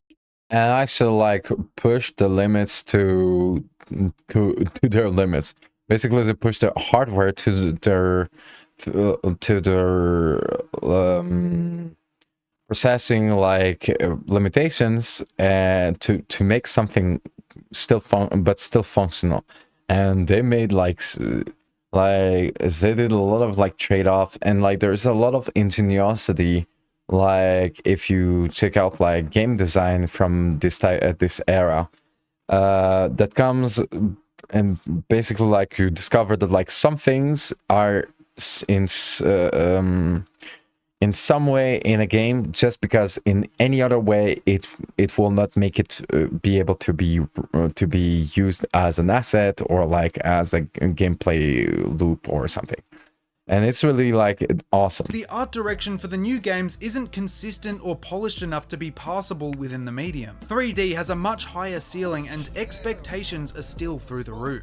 They've ended up in this awkward limbo where they're taking the worst from both worlds. The Pokemon are dulled down to look more realistic, but they still freeze and dissolve instead of flying away. I feel like it'd be infinitely better to pick a lane and stick to it, even at the cost of realism. That being said, the game is surprisingly fun. And I'll say the same for the new Skate title, which has faced even more outrage online. When the original dropped in 2007, it presented skateboarding through a gritty documentary-style lens. They wanted the games to feel like a street part filmed with a shaky handheld camera. Sure enough, combined with the presence of real-life pros and a grounded storyline, it captured skateboarding culture in a way that its competitors couldn't. The next two titles kept this identity alive, or at least occasionally alluded to it. They knew what they were and they did it well. However, in 2025, we got this. Sanitized, corporate, devoid of almost any references to skateboarding culture. Of course, there's an item shop, and if you pay $70 for the Founders version, you get 3 in-game t-shirts. I've bought more in real life for less money. I'm sure you're sick of hearing about the Fortnite effect, but it really looks like Fortnite. The worst thing is, it's painfully obvious why they did this. By abandoning the aesthetics and cultural references of the originals, they appeal to a much broader audience. And I just don't understand, because like this is a logic that like I understand marketing, right? But I never understood why, because technically like at this point, like say no, like the good games, people buy them and people still talk about them to this day, and they become like kind of like it gets like this Skyrim treatment, right? And Skyrim like being released again and again on every fucking console generation and every few years because it is that good, right? And I just don't understand why it doesn't happen and why people choose the money route when they're so like they're not even that far away from actually like just making the right choice. Like I just don't understand this this type of like just this marketing choice. Maybe it like maybe we don't see the numbers, so maybe it is like what is viable economically, right? Like, but at the same time, like I feel that like I never understood why basically like game studios don't choose like let's say with Skate, or let's say with Pokemon, right? Why don't they choose like to actually go through the effort of building something that costs more resources and more time, but to be as, especially for example for Pokemon, right, to have the effect that like the first game had, because the studio knows what it is to be this successful. I never understood this, and like I'm guessing that money wise, it's actually like the only like explanation is that like when it comes to money, it's actually like worth it to actually, because they're so close. Like there are like so many games that like just like you probably saw them, like they're almost there, but then they choose to fucking but then they choose to try to sell products and try to do loot boxes or like season passes where it really could have just like sticked, like just accept, just not go for like this this greedy type of game design, right? And they don't choose to, and I really never understood. But now that I think of it, I guess it's because like it is really economically viable, but like I really don't understand, because like, yeah, but like these games after that, they become like basically like money like they make money forever, pretty much, right? Like if you don't choose the money route, you get the money, right? So I really don't get it. Technically, I guess like it makes more money, but at the same time, when they're so close to greatness, you know, like why choose money when you can choose greatness and you get money as well, right? I don't know. You don't need any prior knowledge to get it, and that's fine. The game is a lot of fun, and it's nice to see more people involved, but it'll never be cool. At least...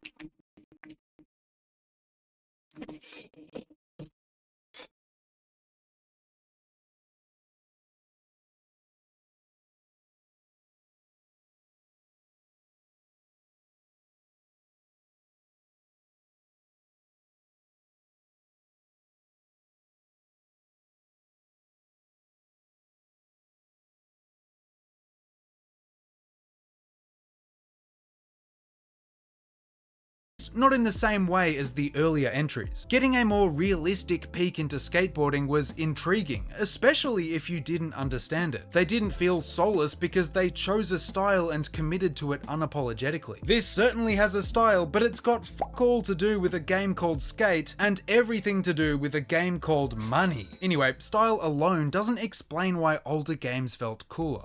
There's something studios always miss when remastering games from the 2000s: the atmosphere. It's easily the most important ingredient, and I'll tell you why. For me, it all starts with the environments. In the 2000s, every second title had jungles and temples, tropical beaches, an obligatory snow map with penguins. It placed a focus on exploration and adventure, which was reflected in the heavy hitters at the time. Games like Tomb Raider, Halo, and Far Cry all had you trudging through dense tropical jungles and ruins. But it wasn't just the types of locations that made the atmosphere so strong. It was the variety. Believe it or not, Halo used to have more than one biome. In 3, you were taken through deserts, rainforests, alien ships overrun by the flood. By the end of the game, you really feel like you've gone on a journey, a great journey even. This might be a weird take, but despite its linear structure, it actually feels more open to me than an open world game. With Halo Infinite, you're free to explore everything, but if you just turn around, you'll realize you've already seen it. The scale is smaller. On the other hand, giving us snapshots of diverse biomes and environments makes it feel like we're simply getting glimpses into a much larger universe. The war doesn't just start. This is actually a great way to explain it. And end when you log in. But where Halo made war feel endless, Call of Duty made it feel immediate. The earlier titles had an unmistakable atmosphere that left a permanent mark on gaming history. I don't care about how they fumbled it, I think that's pretty clear by now, but I do want to know how they built it to begin with. What made mere menu screens so iconic and missions so memorable? Well, let's go back to 2008. World at War releases as the 5th installment in the franchise. Again, it's set during World War II, only this time you're fighting through the Pacific Theatre and Eastern Front. They just happen to be two of the most brutal and dehumanizing battlegrounds of the war. The game immediately reminds you of this, setting a tone that remains for the entire story. You burn down villages, crawl through jungles, wake up in a pile of bodies being picked apart by crows. The atmosphere is dramatic and desperate, and the game fully commits to this. The tone isn't broken by colourful pop-ups pop-ups, ads, or menus trying to funnel you into their battle royale mode. Like, this is the start screen. It tells you exactly what you're in for, and if you still don't get it, the music does the rest. It's not epic and heroic, it's bleak and haunting. And that's before you translate it. This consistency is why many people credit World at War with the darkest atmosphere in the franchise. And it's exactly what the modern titles are missing. Atmosphere also comes from aesthetics though, and there's a few that defined the era. If you played a lot of PS2 games, you likely remember horror grunge. Coined by Evan Collins, the term describes a graphic design style that was popular from the late 90s to the early 2000s. Look at Siren, Postal, Fatal Frame, or even Resident Evil. They combined grungy elements and textures with rust orange highlights to create chaotic and disturbing visuals. Again, this was consistent across everything, from the cover art to the menu screens. At no point are you taken out of the experience. The aesthetic was cool because it was almost comically edgy. Things looked a little dirty, diseased. It wasn't trying to be subtle. And neither was the biohazard green aesthetic. Out of all the console giants in the 2000s, Xbox couldn't have picked a better color. The world was obsessed with this radioactive palette, and it's since become synonymous with the era. Mountain Dew, the Xbox loading screen, limited edition Halo console from 2002. You see this green obsession all over older brother core edits, where they show old tech, clothing, and energy drinks. I don't know why it was so popular, but as always, it probably had something to do with The Matrix. Its use of neon green to represent hacking and futuristic tech was emblematic of what the decade considered cool. Add a layer of glowing toxic sludge and things get even better. Overall, each aesthetic was turned up to 11. They were chaotic, grating. They contributed to the atmosphere of games by giving each one a strong visual identity. And let's be real, this never stopped looking cool, and neither did this.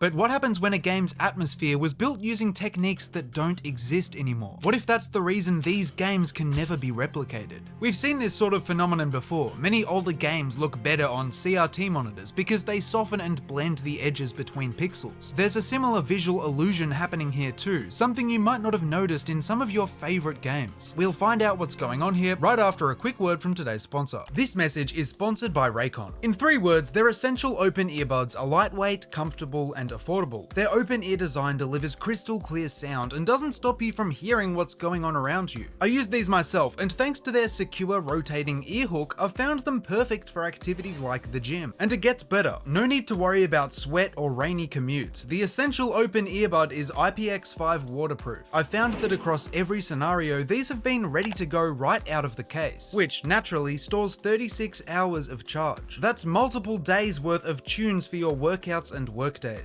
Black Friday is around the corner, and Raycon audio products are up to 30% off site-wide. From everyday essentials to the latest releases, it's the perfect time to upgrade your sound or get ahead on gifting. These early deals won't last long, so shop now before they're gone. Just click the link in the description or go to buyraycon.com/extraytopen to get up to 30% off during Raycon's Black Friday and Cyber Monday sale. That's buyraycon.com/extraytopen. Anyway, all of the games I'm showing here are using the same graphical trick or illusion. It's a method that practically vanished after the 2000s. If you haven't already guessed, the one thing they have in common is pre-rendered backgrounds. Each is handcrafted and overflowing with details, as if a painting were to come to life. But it wasn't purely an artistic choice. At the time, rendering such detailed environments in-game was out of the question. I mean, most FPS games were still hiding their low draw distance with fog, so they had to get creative to show anything but pop-ins and polygons. The solution was a blend of isometric angles and pre-cooked shadows, allowing them to create depth and scale without destroying your PC. Someone sat down and drew or modeled every thatched roof and tree trunk in this scene. It's a level of detail that easily holds up today, and it didn't last for long. By the mid-2000s, real-time rendering had finally found its footing, and the AAA scene jumped ship the second it became redundant. If you're looking for modern games with backgrounds that look anything like this, you'll only really find them amongst indie developers. Games like Pillars of Eternity. Pre-rendered backgrounds are far from the worst fatality in the AAA space though. Lately, I've seen a wave of videos pointing out how age-old features are being quietly cut under our noses. Or worse, repackaged and marketed as new developments. Kind of like how split screen became a genre of game and not just the industry standard. My favorite bonus feature these days is basic optimization. happen. In the 2000s, they had this down to a T. Ratchet & Clank was getting 60 FPS on the PlayStation 2. That's double what Pokemon was getting 2 decades later. Yes, it's open world and almost looks better, but when you can't hit such basic benchmarks, perhaps it's time to look back and take notes. Maybe lean into the dark arts they used to use to pull it off. Get some fog in there if you have to. Or better yet, focus on crafting smaller, denser environments, not empty pixelated expanses. Looking closer at gameplay is even more confusing. It's like as long as the graphics are marginally better, nothing else matters. Problem is, this quest to make games look as realistic as possible is at the cost of features that make them feel alive. Like dynamic destruction. When was the last time you crashed a car and the hood crumpled up or the bumper went flying? It's insane to me that this level of detail is just as novel today as it was in the 2000s. Compare Battlefield.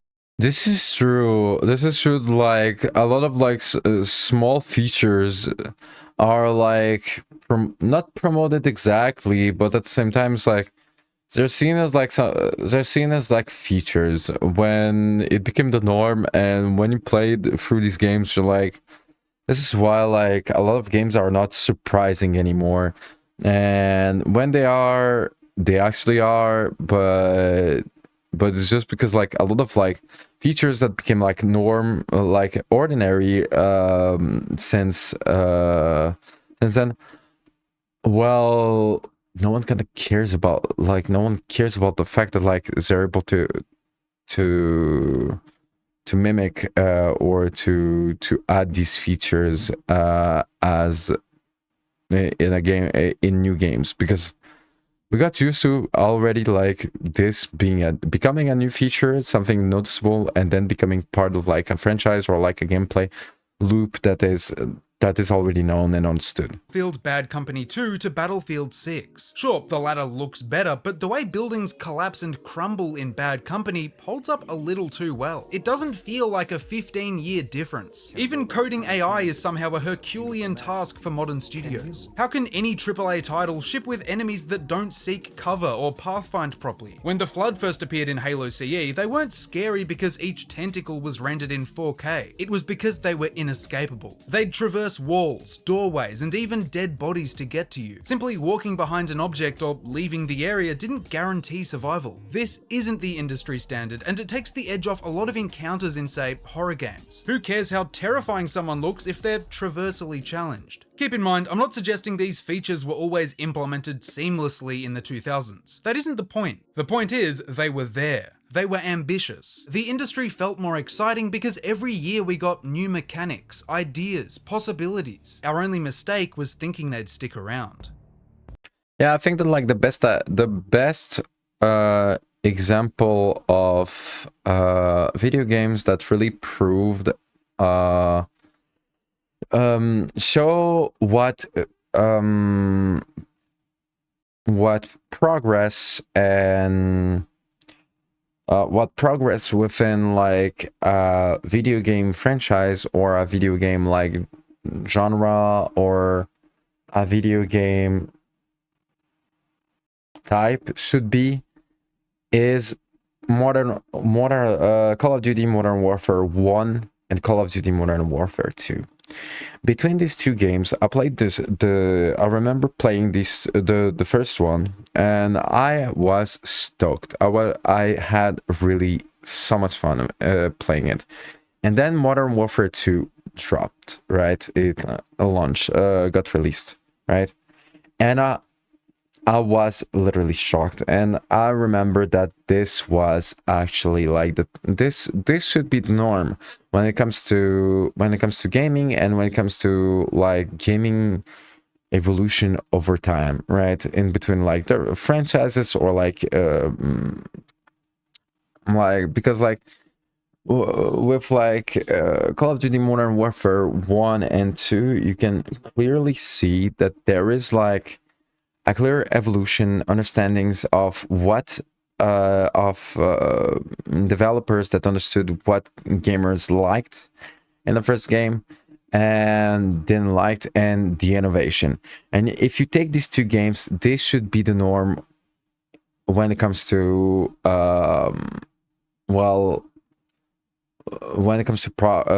progress within the gaming industry.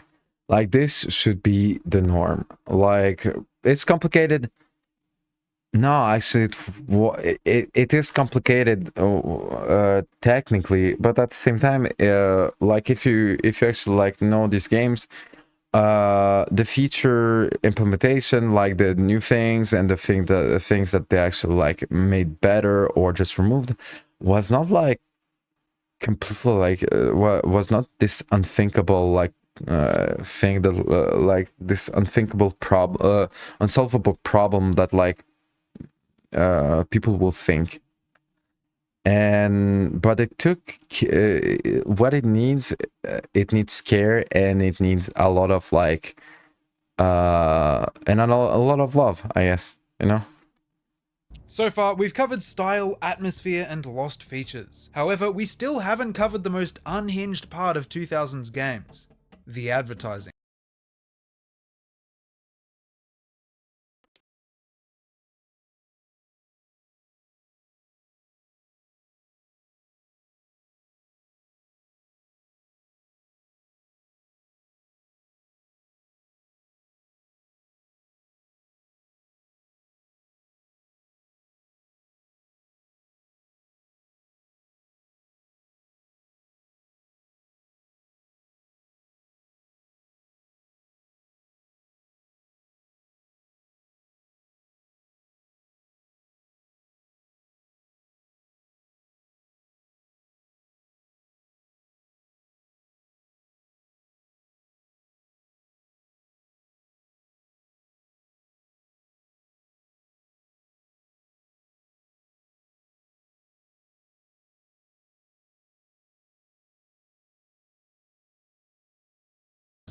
And I'm not just talking about the bizarre brand deals and campaigns of the 2000s. After all, promotion begins when you first lay eyes on a game. Developers have a single rectangle to sell you the world, and they don't. This is something like actually like really funny, because like as someone that doesn't live in America, it is like strange. Let me tell you about like something that I just noticed that is really like will make you understand that like marketing exists, and it's actually way more powerful than you think. You know, like all these AAA games back in the day, during the 2000s, that everyone played, that everyone knows, that where the fuck did we heard about them? Not because technically, like, I was following the trend of, like, you know, like, my parents bought the games, then we talked about it, like, in school, and we kind of, like, and everyone kind of, like, got into, like, the same games during the same era, right? Everyone kind of chose, right? But it's just, like, these games, everyone fucking played them. And, like, back then, like, it's not... Isn't fucking to like to ads on the fucking TV that will make me buy a game, and weirdly enough, it worked. So marketing is actually way more terrifying and way more powerful than I thought. Like, maybe I'm wrong about this, but like I kind of like notice a pattern here. That, like, is actually like something a pattern where like there isn't like this like over promotion through like media tools that actually I understand, but because like back in the back then, the internet, there wasn't any fucking internet, there wasn't any fucking online promotion, and there was like TV and a couple like shops, right, that like sold the game, like it sold the games, and it wasn't even like every shops, like there was a time where like video games were not like sold in like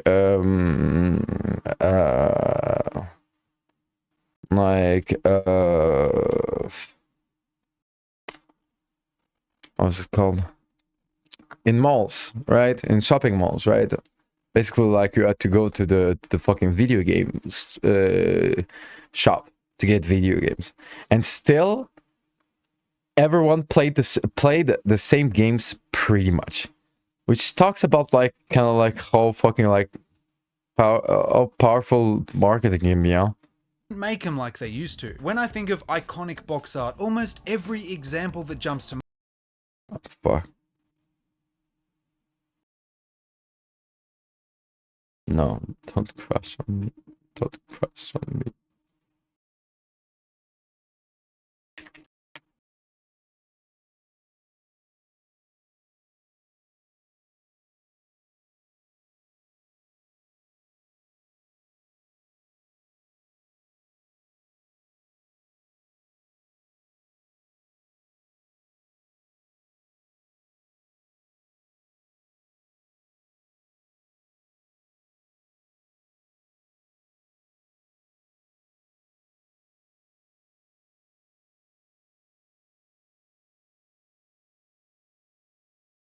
Unhinged part of 2000s games, the advertising. And I'm not just talking about the bizarre brand deals and campaigns of the 2000s. After all, promotion begins when you first lay eyes on a game. Developers have a single rectangle to sell you the world, and they don't make them like they used to.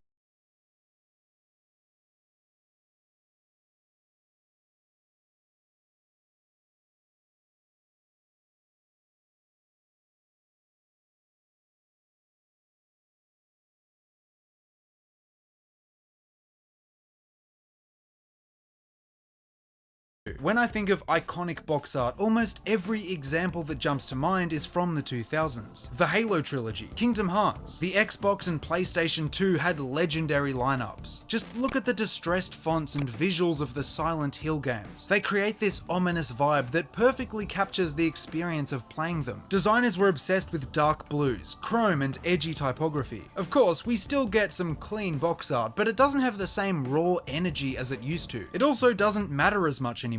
When was the last time you went to an EB Games with a gift card and bought a physical copy? The marketplace used to be shelves. Cover art needed to compete for your attention. If something was placed next to Halo 2, it was practically invisible. Today, however, everything's digital and box art is much less likely to sway your purchase. What can still influence it is brand deals. Now, I dug through the 2000s and found what I believe to be the strangest and most legendary partnerships in gaming history. At number 5, we have EverQuest x Pizza Hut. And this was a genuinely groundbreaking idea. Typing /pizza in chat would open up a web portal where you could order one for real. Honestly, I'm surprised we don't see this more often. It seems like a no-brainer, but to my knowledge, games haven't done something like this for a long time. Number 4 is one of many bangers from Burger King. Yes, this did drop in '99, but I have to mention the gold Pokemon cards. They came with a certificate of authenticity and did have a thin layer of gold plating. Coming in third is a Halo 3 two-piece, literally. Legend has it less than 100 of these pinstriped suits were awarded to employees who sold the most pre-orders. I don't know if it counts as a tie-in though, so I'm also giving third place to the Halo 3 Pontiac.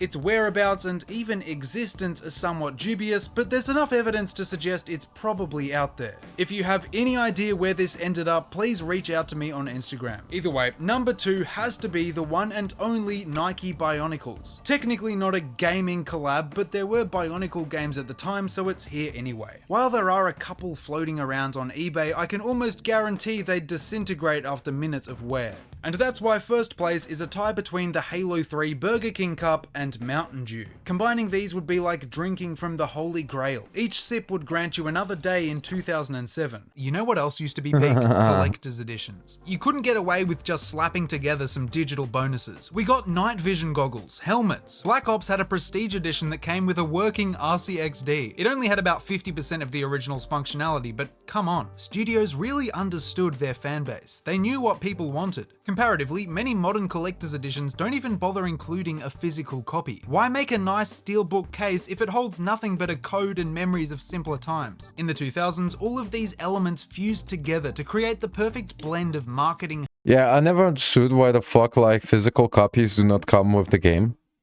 No, because it's a CD at this point. It's just a CD. Herbs and spices. The ads, collaborations, collector's editions. Their targeted and chaotic energy helped make game launches feel like events. You don't have to believe me, just go check out what— Or at least like don't fucking like sell like still case with a CD like with a CD case in it if you don't have a CD, like just still sell a book a still case, right? Makes sense. What midnight releases used to look like. The only game I could see getting close is GTA 6. With that being said, I reckon I've found the last ingredient. When talking about why older games looked and felt cooler, there's one subject I rarely see people discuss. It's not surprising because it has nothing to do with graphics, gameplay, music, or pricing. In fact, a lot of people watching this might not remember it at all. You see, the internet has significantly changed how we experience video games. We know all about them years before they're even announced. Lore is explained in hour-long iceberg videos, and there's Easter egg guides on day one. This is all well and good, but it made me realize how much mystery games used to have. There was certain knowledge that you could only get from magazines, forums, or word of mouth. This is absolutely true. And in my opinion, there was a lot of value in that. There's something to be said about the importance of not knowing how to do something or even how to feel about it. Any puzzle or minor frustration now can be solved in 30 seconds by a YouTube short. You aren't encouraged to explore and figure stuff out yourself. Things are pretty black and white now too, particularly when discussing the quality of a new release. You'll see two sides immediately form and dominate public opinion. Large commentary channels pick up on this and get out a 10-minute video called "The blank situation is crazy," or "blank is never coming back from this." It's a green light for everyone who hasn't bought the game to start roasting anyone that has. Then there's the opposite end of the spectrum with people vehemently defending billion-dollar companies. I guess what I'm trying to say is we've lost that middle ground, that space between knowing everything and knowing nothing. It was a pretty cool place to be because it also allowed rumors and legends to exist. Stuff like Mew under the truck or Luigi in Mario 64. They weren't as easily disproven because you didn't have YouTubers and data miners constantly combing through files for evidence. Yeah, but like I think that like this is okay as a side. It's more the fact that like everything is more like standardized to, if it's good, it's good, if it's bad, it's bad, but like you get like it's difficult to have like games that like you know nothing about and you get into it and you're like, god damn, I didn't expect it to be moved this much by this piece of media, right? And I think that this is what's changed, you know, because like now you already expect, because usually, but also it doesn't come from like a bad spirit, right? Because it's like usually like for like games that like really moved everyone, you know, like let's say The Last of Us, God of War, right? It comes from like people that tell you, or Hollow Knight, right? It comes from people that tell you, you gotta fucking experience yourself. I don't fucking know what to tell you anymore, you know? And this is not bad, I think. My favourite was always the San Andreas Bigfoot. There were hundreds of videos of alleged sightings, for the most part being nothing more than a couple pixels and the X-Files theme. Surprisingly, a bunch of people still swear by its existence. I found like 20 different people while researching that claim to have either seen, killed, or been killed by the San An Sasquatch. If you've had a similar experience in a game before and encountered something unexplainable, drop a comment or share it in the Discord. Joining, subscribing, it's all completely free. Anyway, the only thing better than fan theories were the mysteries left by developers themselves. Easter eggs that took years to crack or remain unsolved. One of the most legendary and longest running are the glyphs in Halo 3 ODST. First discovered by accident, players noticed a series of recurring symbols scattered across the city. Many were invisible under normal conditions, only appearing when activating your visor. This wasn't just pattern recognition and rumors though. The devs confirmed their significance on multiple occasions, hinting at a deeper story. What followed was a decade-long hunt that has only recently slowed down. I won't say much more than that, but Rocket Sloth's coverage is really interesting. Whatever the case, it's clear. Okay. I want to check this out.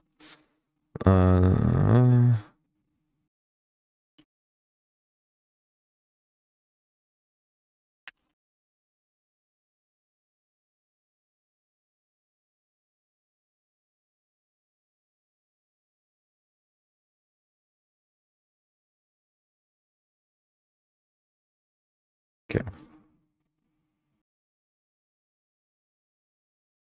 that gaming has changed a lot over the past few decades, and even the past few years. I do get the sense that things have plateaued, and I think the industry knows this too. Look at how many studios are surviving off nostalgia alone. With 7 Black Ops titles, Call of Duty is almost as bad as EA Sports. Halo is looking at yet another remaster of their first game. Honestly, making the same thing 3 times might just be their most groundbreaking contribution to modern gaming. That is, if you forget about Pokemon. In fairness, there's a lot the industry could take from the past. They could spice up the advertising, commit more to their identity and atmosphere. This doesn't mean endlessly remaking the same games. It means understanding what made them work and bringing that same passion and energy to new releases. To me, it's pretty clear what made 2000s gaming legendary. Developers used hardware limitations to their advantage, investing time into crafting unique art styles and atmosphere.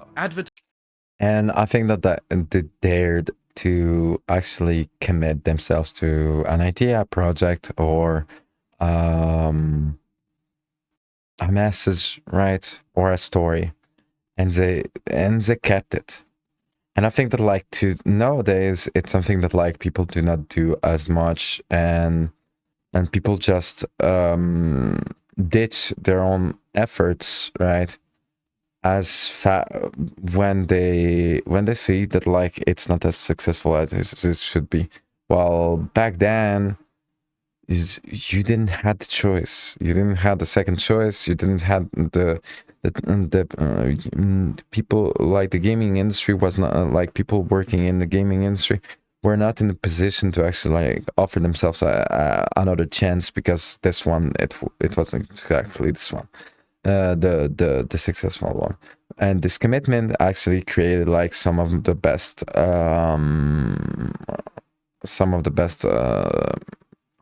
franchises that actually exist. I think it's a story about commitment, you know, and being forced to, but also accepting it, you know. Advertising and aesthetics were actually targeted towards the people that played the games. And when you really tear it down to its finest parts, that's exactly why games looked cooler in the 2000s. This was awesome. This was really, really awesome.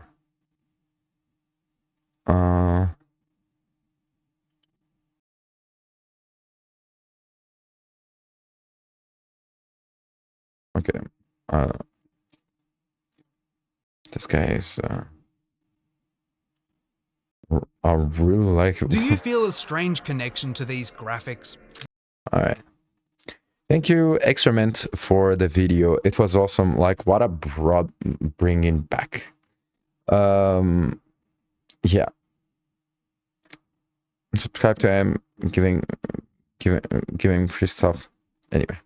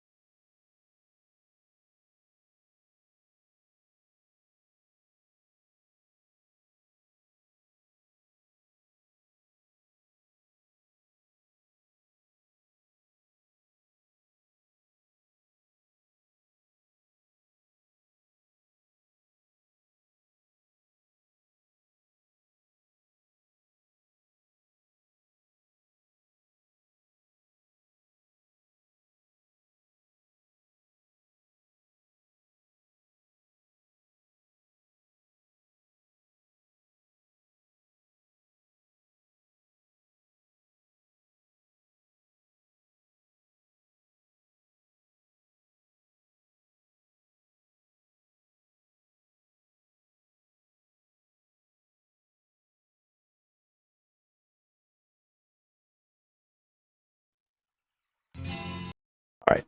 The Unreleased Secrets of Vanilla WoW, Episode 5, Match Season. So, subscribe to this man. This man is a legend.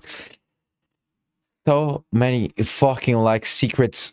I need to fucking finish this. I want to finish this series. Like, I am so like, I'm just like surprised by how many fucking people, how many fucking secrets this one man was able to fucking find about like such an old game. Like, this is just like fascinating. We're at 5 episodes and I know this game. Like, I used to play, like I played WoW since its infancy, and I'm just surprised that he still finds, and it's still stuff that I'm like, pretty fucking sure that pretty fucking sure that I'm pretty sure that I never heard about this. So let's check this out.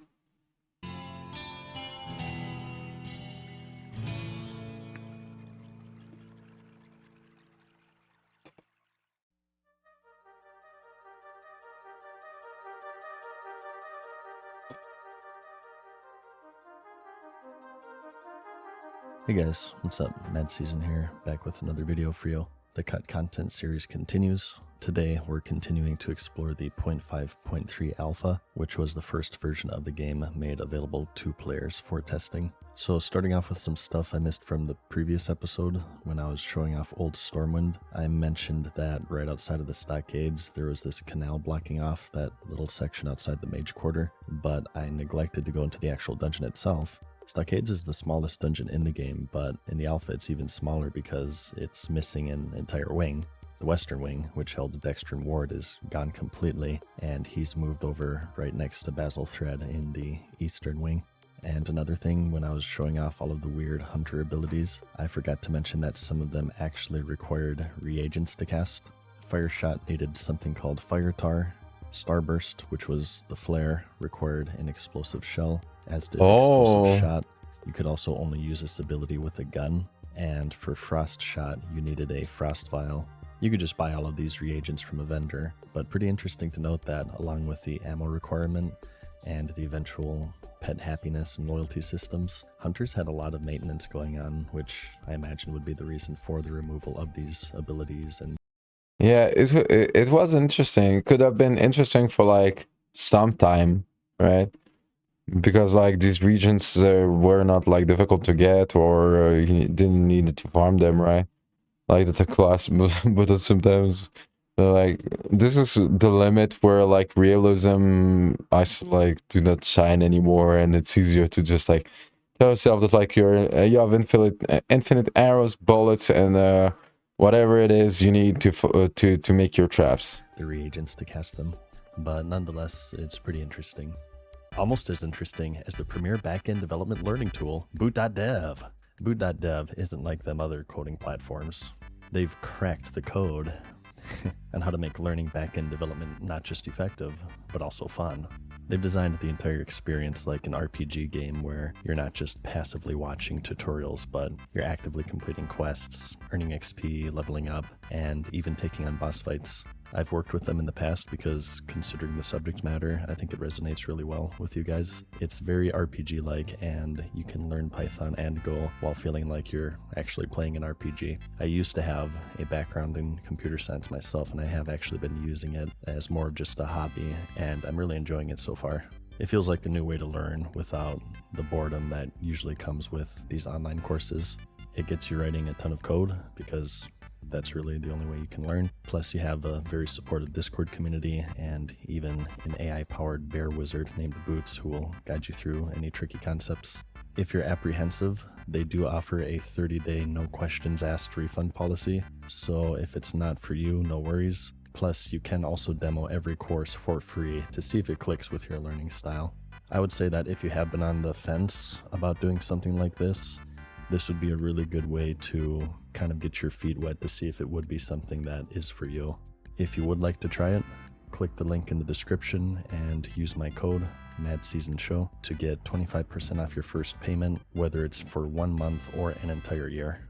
But anyways, back to the video. Next up we have what I teased in the last episode, and that's the original island of Cerdero in the Western Plaguelands. This used to be a fortress in the Kingdom of Lordaeron, and it was invaded by the Horde during the Second War, and it was destroyed and eventually restored, where the Vyrah family took up residence. They eventually allied with Kel'Thuzad and became a hideout of the Cult of the Damned, where they taught followers the forbidden art of necromancy, and of course was known to the players as Scholomance. So as you may know, this is where you can find the entrance to the dungeon, and the first difference you'll notice here is that there is no bridge connecting the island to the mainland, forcing a swim, and once you enter you'll find a couple of destroyed buildings strewn about, and a dark portal entrance. Wait, what? Well, if you watched episode 1 of this series, you would know that they just used this for a placeholder for dungeon entrances at the time, and obviously this would eventually become Scholomance. And in case you're wondering, this is interesting. it is inactive at this point, and nothing happens when you try to zone through it. But there's actually a bit of history going on with this dungeon. It originally wasn't even going to be an instance. One of the things that the game hyped up on its release were micro dungeons, which were essentially those large cave systems spread throughout the game. For example, the cave atop the altar of Jintha Alor in the Hinterlands is a micro dungeon. So, although it's pretty standard today, it was apparently a pretty big feature back then to have these cave systems, and Scholomance was going to be one such micro dungeon, but the developers had made it big enough to warrant an evolution into an actual instance dungeon. So what you're seeing right here is actually Scholomance Scholomance is really huge. actually the second version of Scholomance. Next, while we're in the area, it's also worth covering Anderhal. This was once a prosperous city in northern Lordaeron, similar to Hearthglen or Stratholme, and it ended up being one of the casualties of the Scourge outbreak that destroyed the land, with a lich known as Araj the Summoner eventually using it as a base of operations to spread corruption across the land via those plague cauldrons that you might remember if you ever quested here. In the alpha, the town is bigger and also more intact. There are now walls surrounding the city, making it harder to navigate. And if you remember the 1.0 release, most of the buildings were completely blown apart, leaving only the foundation. In this version, they're still relatively intact. And if you're curious, Araj the Summoner is in his usual spot, although he has that Blood Mage model instead of the Lich. And as for Chromie, she's not yet added in this version, and her building is completely empty. Next, moving on to a system, we have professions, which functioned pretty differently. As you know, in release, you could have 2 primary professions and all 3 secondaries, but in the alpha, it was a little less restrictive. First is there were no primary nor secondary professions, and the way it worked was that every level you gained a skill point, and then you could spend these skill points to train any profession that you want. Apprentice cost 1, Journeyman cost 3, Expert 5, Master 10, unless it's fishing, cooking, or first aid, which have reduced costs. As an aside, first aid also had a straight up heal, a 5-second cast on a 1-minute cooldown, which is pretty crazy. But back to professions, that was it. That was the only restriction, meaning that if you wanted to, you could learn Journeyman of everything and be sort of this jack of all trades and master of none. Just to throw in our complimentary Star Wars Galaxies mention in my World of Warcraft video, it is actually pretty similar to the class system in that game, where you're given a certain amount of skill points and you then distribute those between a variety of professions of your choice, and you could create these weird hybrid builds. I would even go as far to say that this alpha system may have even been inspired directly by SWG. But a lot more freedom regardless, and it's pretty interesting, I thought. In a previous episode, we talked about the different forms of player housing that existed. The first being where you could... I cannot believe that player housing became a thing, was something that Blizzard thought about during vanilla. It's been so long. They've been like trying to find a way for so long to offer player housing. I cannot believe that since we started playing, player housing was already something that they were trying to implement in the game. Initially just place them in the world to the abandoned housing district in Stormwind and eventually garrisons of Draenor. And I just wanted to show you the first in action here because I missed it last time. This is what it would have looked like had it made it into the game. And you can probably tell the issue already, as it would just block people off from critical quest mobs, and this entire zone would just be littered with houses. You wouldn't even be able to move. So, it's an interesting idea. The player housing debate still rages on to this day, but these are the origins if you were curious. You may have spied earlier when talking about professions that languages are also considered a skill. The undead race was actually pretty unique because they would be the only race who could communicate cross-faction. Of course, as you would imagine, once being a human, they retain the common language, so they had this unique flair to them where it was eventually changed due to Blizzard wanting to maintain a barrier between the two factions in the game. Actually, if you really want to know something crazy, in its very early years, there weren't even going to be factions, period. Orcs and humans and trolls and dwarves and so on would all be able to play with each other, which is kind of interesting because today, as far as I know with retail, since the Alliance are so vastly outnumbered because I quit the game and they lost their hero, the players have sort of been calling for an end of factions. As far as I know, Blizzard has sort of met them halfway by allowing them to raid together. And there's some other cross-faction elements such as the mercenary mode for PvP when the queues are imbalanced. But honestly, you guys probably know more about retail than I do at this point. And also, since we just mentioned undead, another interesting thing is that they were actually considered the undead type initially, meaning that they would be immune to fear, but they would be susceptible to shackle or exorcism or turn undead. But this was later changed for balance reasons.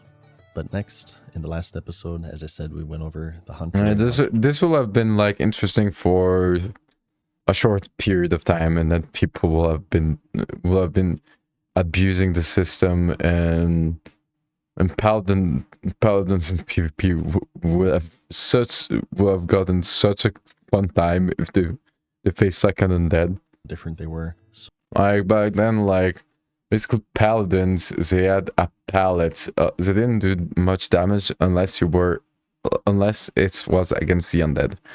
Against the undead, they had so many tools, so many ways to be useful. And if this was added, like paladins would have been like such a strange class. So I wanted to do the same here with mages because they actually have some interesting stuff going on. First is we have Khadgar's unlocking, which would function similarly to the rogue's lockpick. They eventually removed this because they felt that rogues were a little too plain in that they were just straight damage dealers, so they wanted them to have a bit of unique flair by removing this from mages. On the same vein, we also have invisibility, which they eventually saw added back to the game after vanilla, but they did have it in this alpha, which would of course allow them to be able to stealth, which is just crazy considering how powerful they already were. During the alpha testing of the game, there's this undead mage who would trick low-level Alliance by yelling in gutter speak to come to the bridge away from the guards in Red Ridge for free gold, at which point he would cook up a pyroblast while invisible and one-shot them. Maybe that's why they removed both invisibility and cross-faction communication. Some developer got butt-blasted by this guy, and he coded it out of the game in a fit of rage. Water Elemental, most players know, was a Burning Crusade edition, but mages did already have it in the alpha in the Frost Magic Tree. It has a 3-minute cooldown, it lasts for a minute, but it doesn't seem to have that AoE root that it eventually got. And something I want to point out here as well is that cooldown mages did already have it in the alpha in the players know was a Burning Crusade edition, but Rage. Water Elemental. Most Water Elemental. Burning Crusade edition, but mages did already have it in the alpha in the Frost Magic Tree. It has a 3-minute cooldown. It lasts for a minute, but it doesn't seem to have that AoE root that it eventually got. And something I want to point out here as well is that pretty much all of these classes, mage included, are still very barebone, only holding a handful of spells per school. Remember, there's no talent system right now, so what you're looking at is their entire toolkit, so they definitely came a long way by the time release came. Next, we have a model change. So this actually made it to 1.0, and it was changed pretty early on in the game, but ogres were originally a little bit more tubby. They got more of a dad bod here, and I personally remember when this change went in, I was grinding on the ogre mound in Duskwood on my warrior, and I logged out there for the night, and the next day I logged into this model change, and it looked like they all hit the gym overnight. I happen to prefer the old model actually, but that might also be because I think that everything that is old is superior to everything that is new, because I am a depressed classic World of Warcraft player. Moving on, another environment difference here is in Loch Modan with the Stonerot Dam. It's much larger than the 1.0 version, but also more barren. Side note here, I always like to take feedback with everything. There are probably hundreds of these more kind of minor differences like this. For example, here's that infamous Yeti cave in Hillsbrad where you always died on PvP servers. As you can see, it used to be that smaller version. But my question is, do you guys want to see the more minor stuff like this in future episodes? Or should I just stick to the big stuff like Alpha Ironforge, for instance, in comparison? So yeah, let me know in the comments because I can do either. Speaking of which though, I guess for this video I'll just keep doing this little stuff for now. But Booty Bay looked a little bit different. At this point the boat system was still in the works, so you'll notice that the ships are permanently docked here. Of course, in release, to travel between the two continents, players would have to wait for the actual physical boat or zeppelin to sail in, and then wait for it to cross over. This all wasn't finished yet, so for now, you just had these Boatmaster NPCs breaking kayfabe by saying, hey, be patient, we're still working on this crap, but for now you can just teleport if you want. If you're curious what the other ones looked like, here's Ratchet, which also looks pretty different, and one of these NPCs became quite popular. There's Captain Placeholder, who resides in Menethil, and as for the docks, as you'll see, they're much smaller. Here's what Darkshore looked like. And as for Theramore, it actually has two docks. One goes to Menethil, and the other goes nowhere, as there's no Boatmaster. So some sort of abandoned plans here for something. Maybe it was to go to Uldum or something, or one of those abandoned islands that we talked about in previous episodes. But you may be asking yourself that, if the boats aren't working, how do you get back and forth between Darnassus and Darkshore? Well, the answer to that is, like in release, it's by bird, but here it's the only option. In 1.0, you had that teleport that went to Ruthrin Village, where you could go either by boat or Hippogriff, but in the alpha that's yet to be added, both the boat system and Ruthrin Village as a whole, and in the place of the teleport is just this is interesting with a flight master. But that about covers it for this episode. Thanks for letting me be your tour guide here today. I'm actually really enjoying this series, so expect a lot more secret/exploration stuff. There's a lot more. This was awesome. Thank you, Matt Season, for this video. Subscribe to this legend if you didn't. Yeah.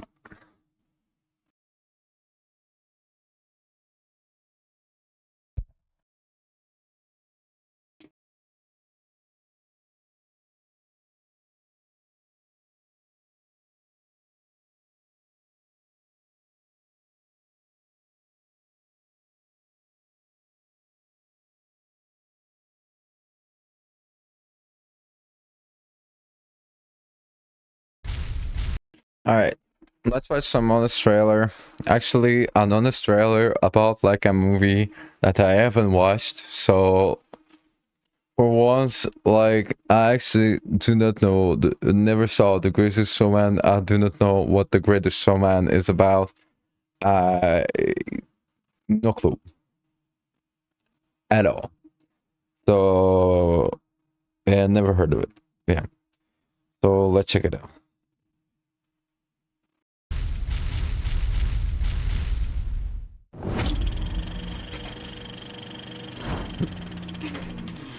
In an age where average comic book movies make tons of money and average sequels rake in the dough, theater nerds finally get something average to blow their wads on too. The Greatest Showman. From the musical geniuses behind La La Land and Dear Evan Hansen comes a film full of pretty visuals and catchy hits just begging for an overly sincere YouTube cover video. As you sing along to 9 teen-friendly jams wrapped in a story that will make you wonder, when does the next song start? The bank. They're evicting us. I'm so not here for the talky bits. Ah, that's better. Meet P.T. Barnum, the boy who grew from wishing he owned his own top hat to the man who owned all the top hats. Played by noted top hat enthusiast Hugh Jackman. Malogan, follow along on P.T.'s lifelong dream to open a weird murder museum. But when that doesn't pan out, he'll roll with his backup plan, a scam freak show, paid for by fraud, that he abandons his wife and kids for, and ditches the second he has a chance to join high society. Okay, have a great show.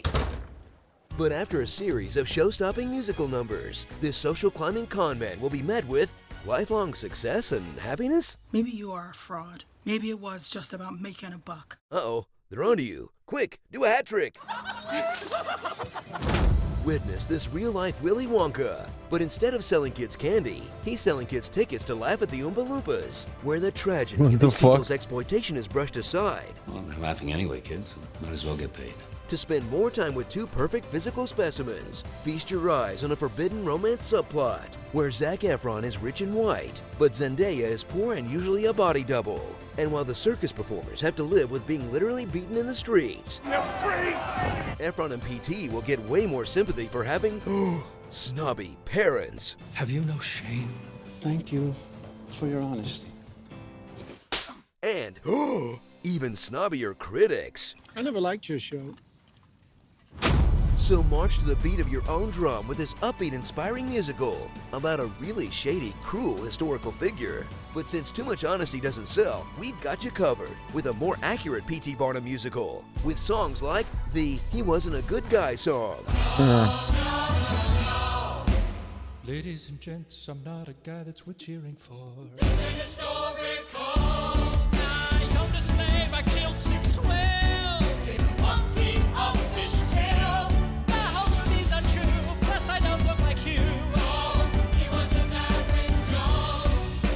The Made Up Affair song. Happy endings are just too little. Affairs can add some spice, so they will say we were in love, but we never were in love.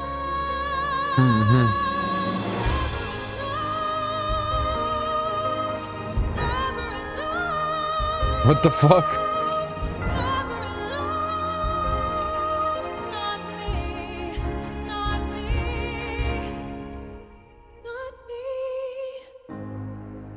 The These Two People Didn't Even Exist song. Writers just made up a part to make these actors shine.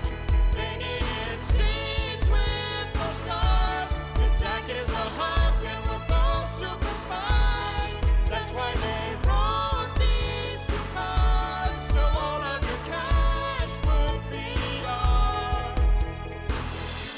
And the Rampant Cruelty song. You said everything, you're not feel pain. That's not true. Use authority for financial gain.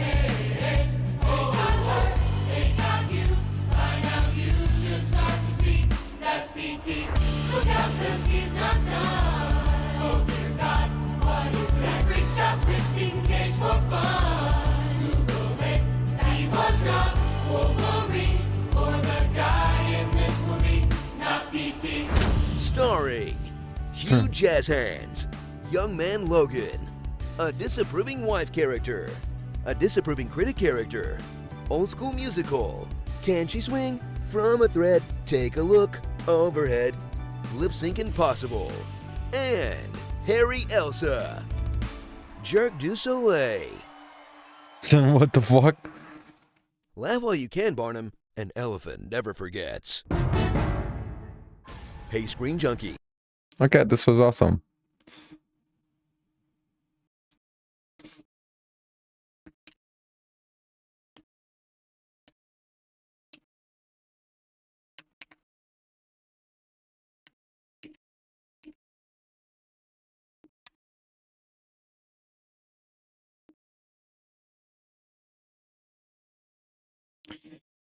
Hello, everyone. Let's watch some Daily Dose of Internet. Oh, and this is your Daily Dose of Internet.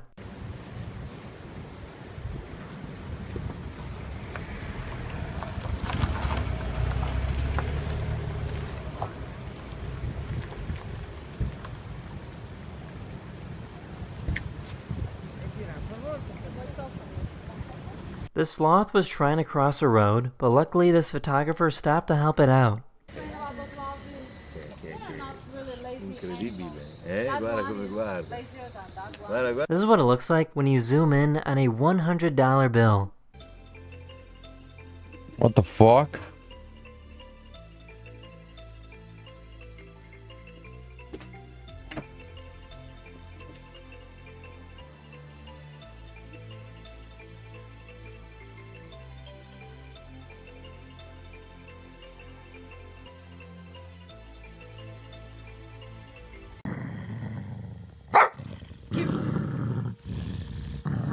Thank you. Give. Give. Give. Oh, good girl. High five. This person created his own plasma bottle launcher using propane gas.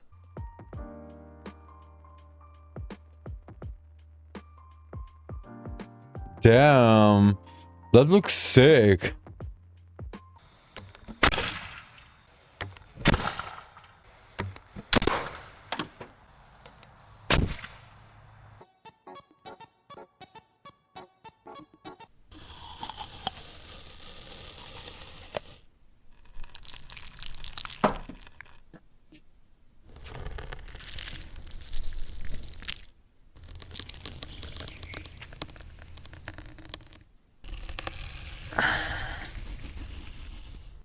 This is an aesthetic that like really got old. This It's company created a old. helmet with a heads-up display that lets you see what's behind you. This is actually awesome.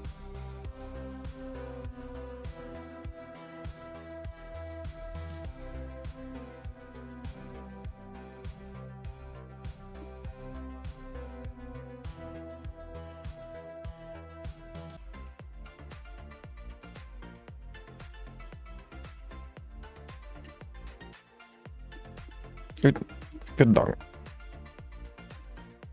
Whenever it rains in the salt flats of Bolivia, the entire landscape becomes a giant mirror.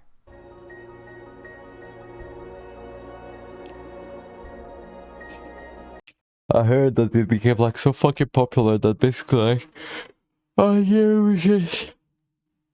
Let you see, like now it's, unless it's really out of season, like it's basically hiding the fact that like there's a bunch of people at all times in this place since it was like became popular.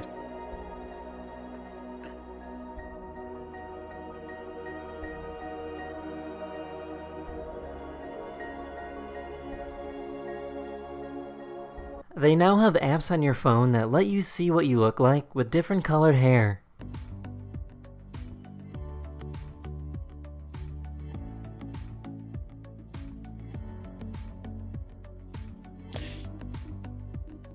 That's in this video. I really hope you enjoyed, and I'll see you guys again very, very soon. Thank you, Telly. That was awesome.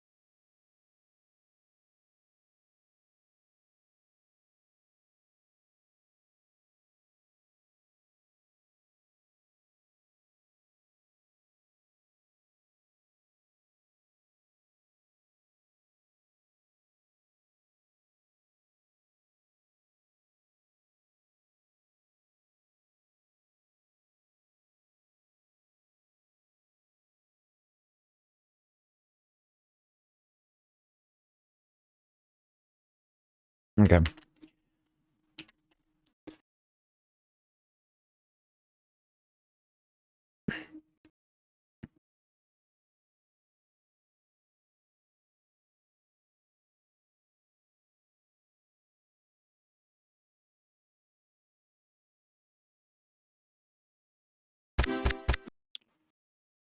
Okay, let's watch some memes and just some chill stuff. Oh.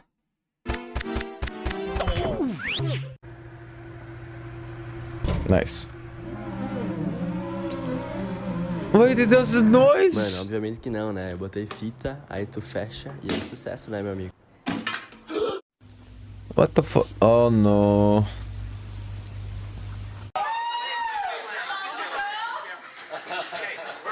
Look at this shit go. God almighty. Okay, here we go. Oh. I said, do you wanna fight me? Do you wanna catch these hands? Bitch, I'll catch you in the streets. I'm with that beef. Bitch, I'll beat your ass.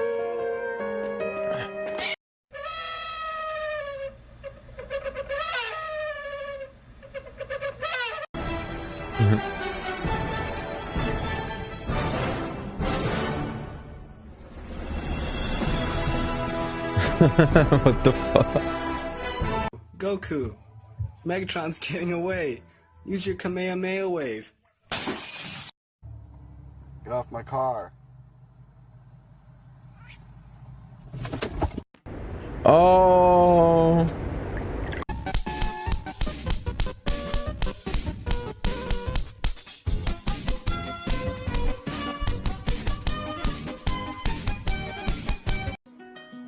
I pull up, stuff in the kitchen. Let's go. Brand new Lamborghini, a cop car with a pistol on my hip like I'm a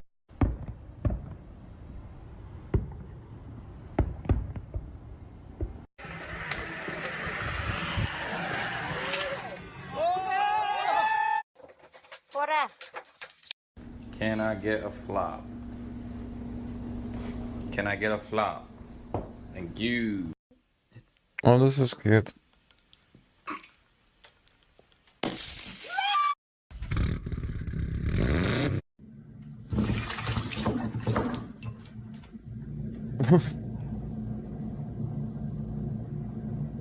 That's so cute. What the fuck?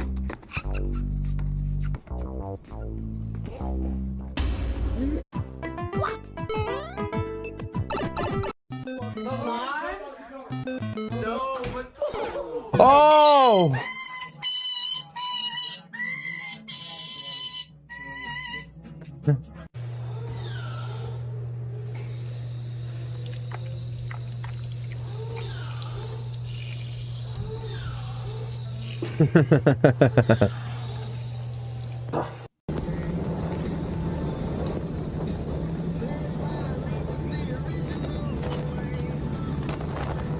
The salami lid ain't gonna fit, won't fit. So the salami lid won't fit. The salami lid ain't gonna fit like that. So the salami lid, and it's the salami. Come on. Come on. Come on, go. Dog, you want some hot dog?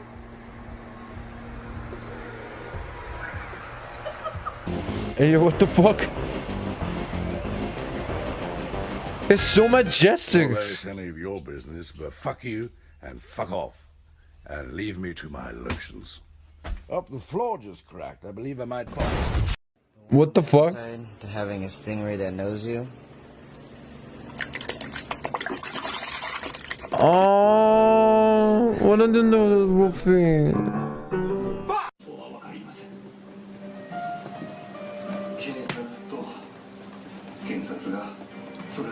The fact that he has like a Japanese television in the background makes it like really fucking like something.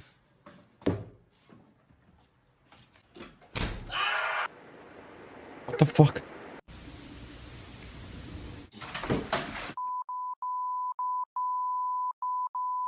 Look at the baby skunks. They're so cute. Oh my god, they're all coming. Oh my. Oh, turn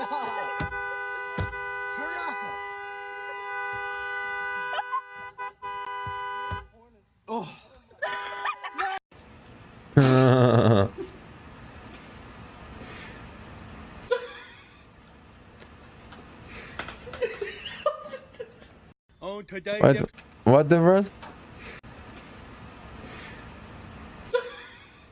It's so cute. The road Jimmy Crib, don't throw away. Today's episode of how fucked up is fucked up. That's fucked up. And that's fucked up.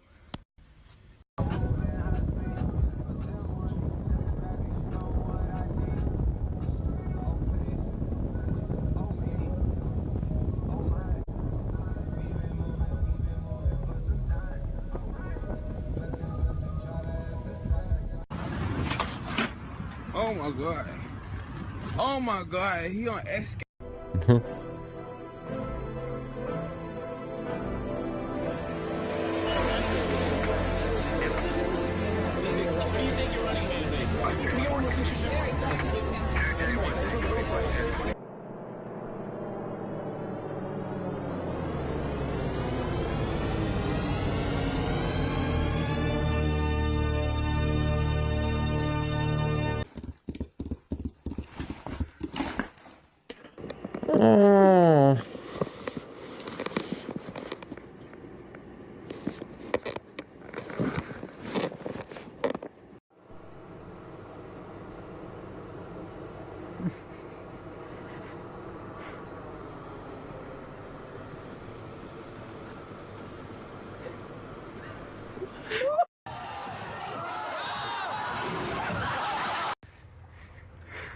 What? What? You okay, buddy? Dude, what was that? No way. Oh! Oh my god, she's doing it. Oh, she did it! Oh, she did it! This door is alarmed. What started? What the fuck? States of America. Renewable energy. I'm a big fan. What the fuck? Just looking for more things. Oh.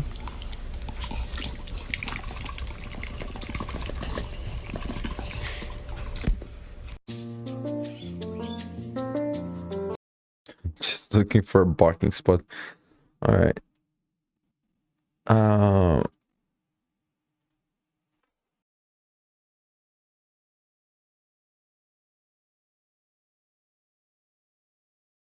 Okay.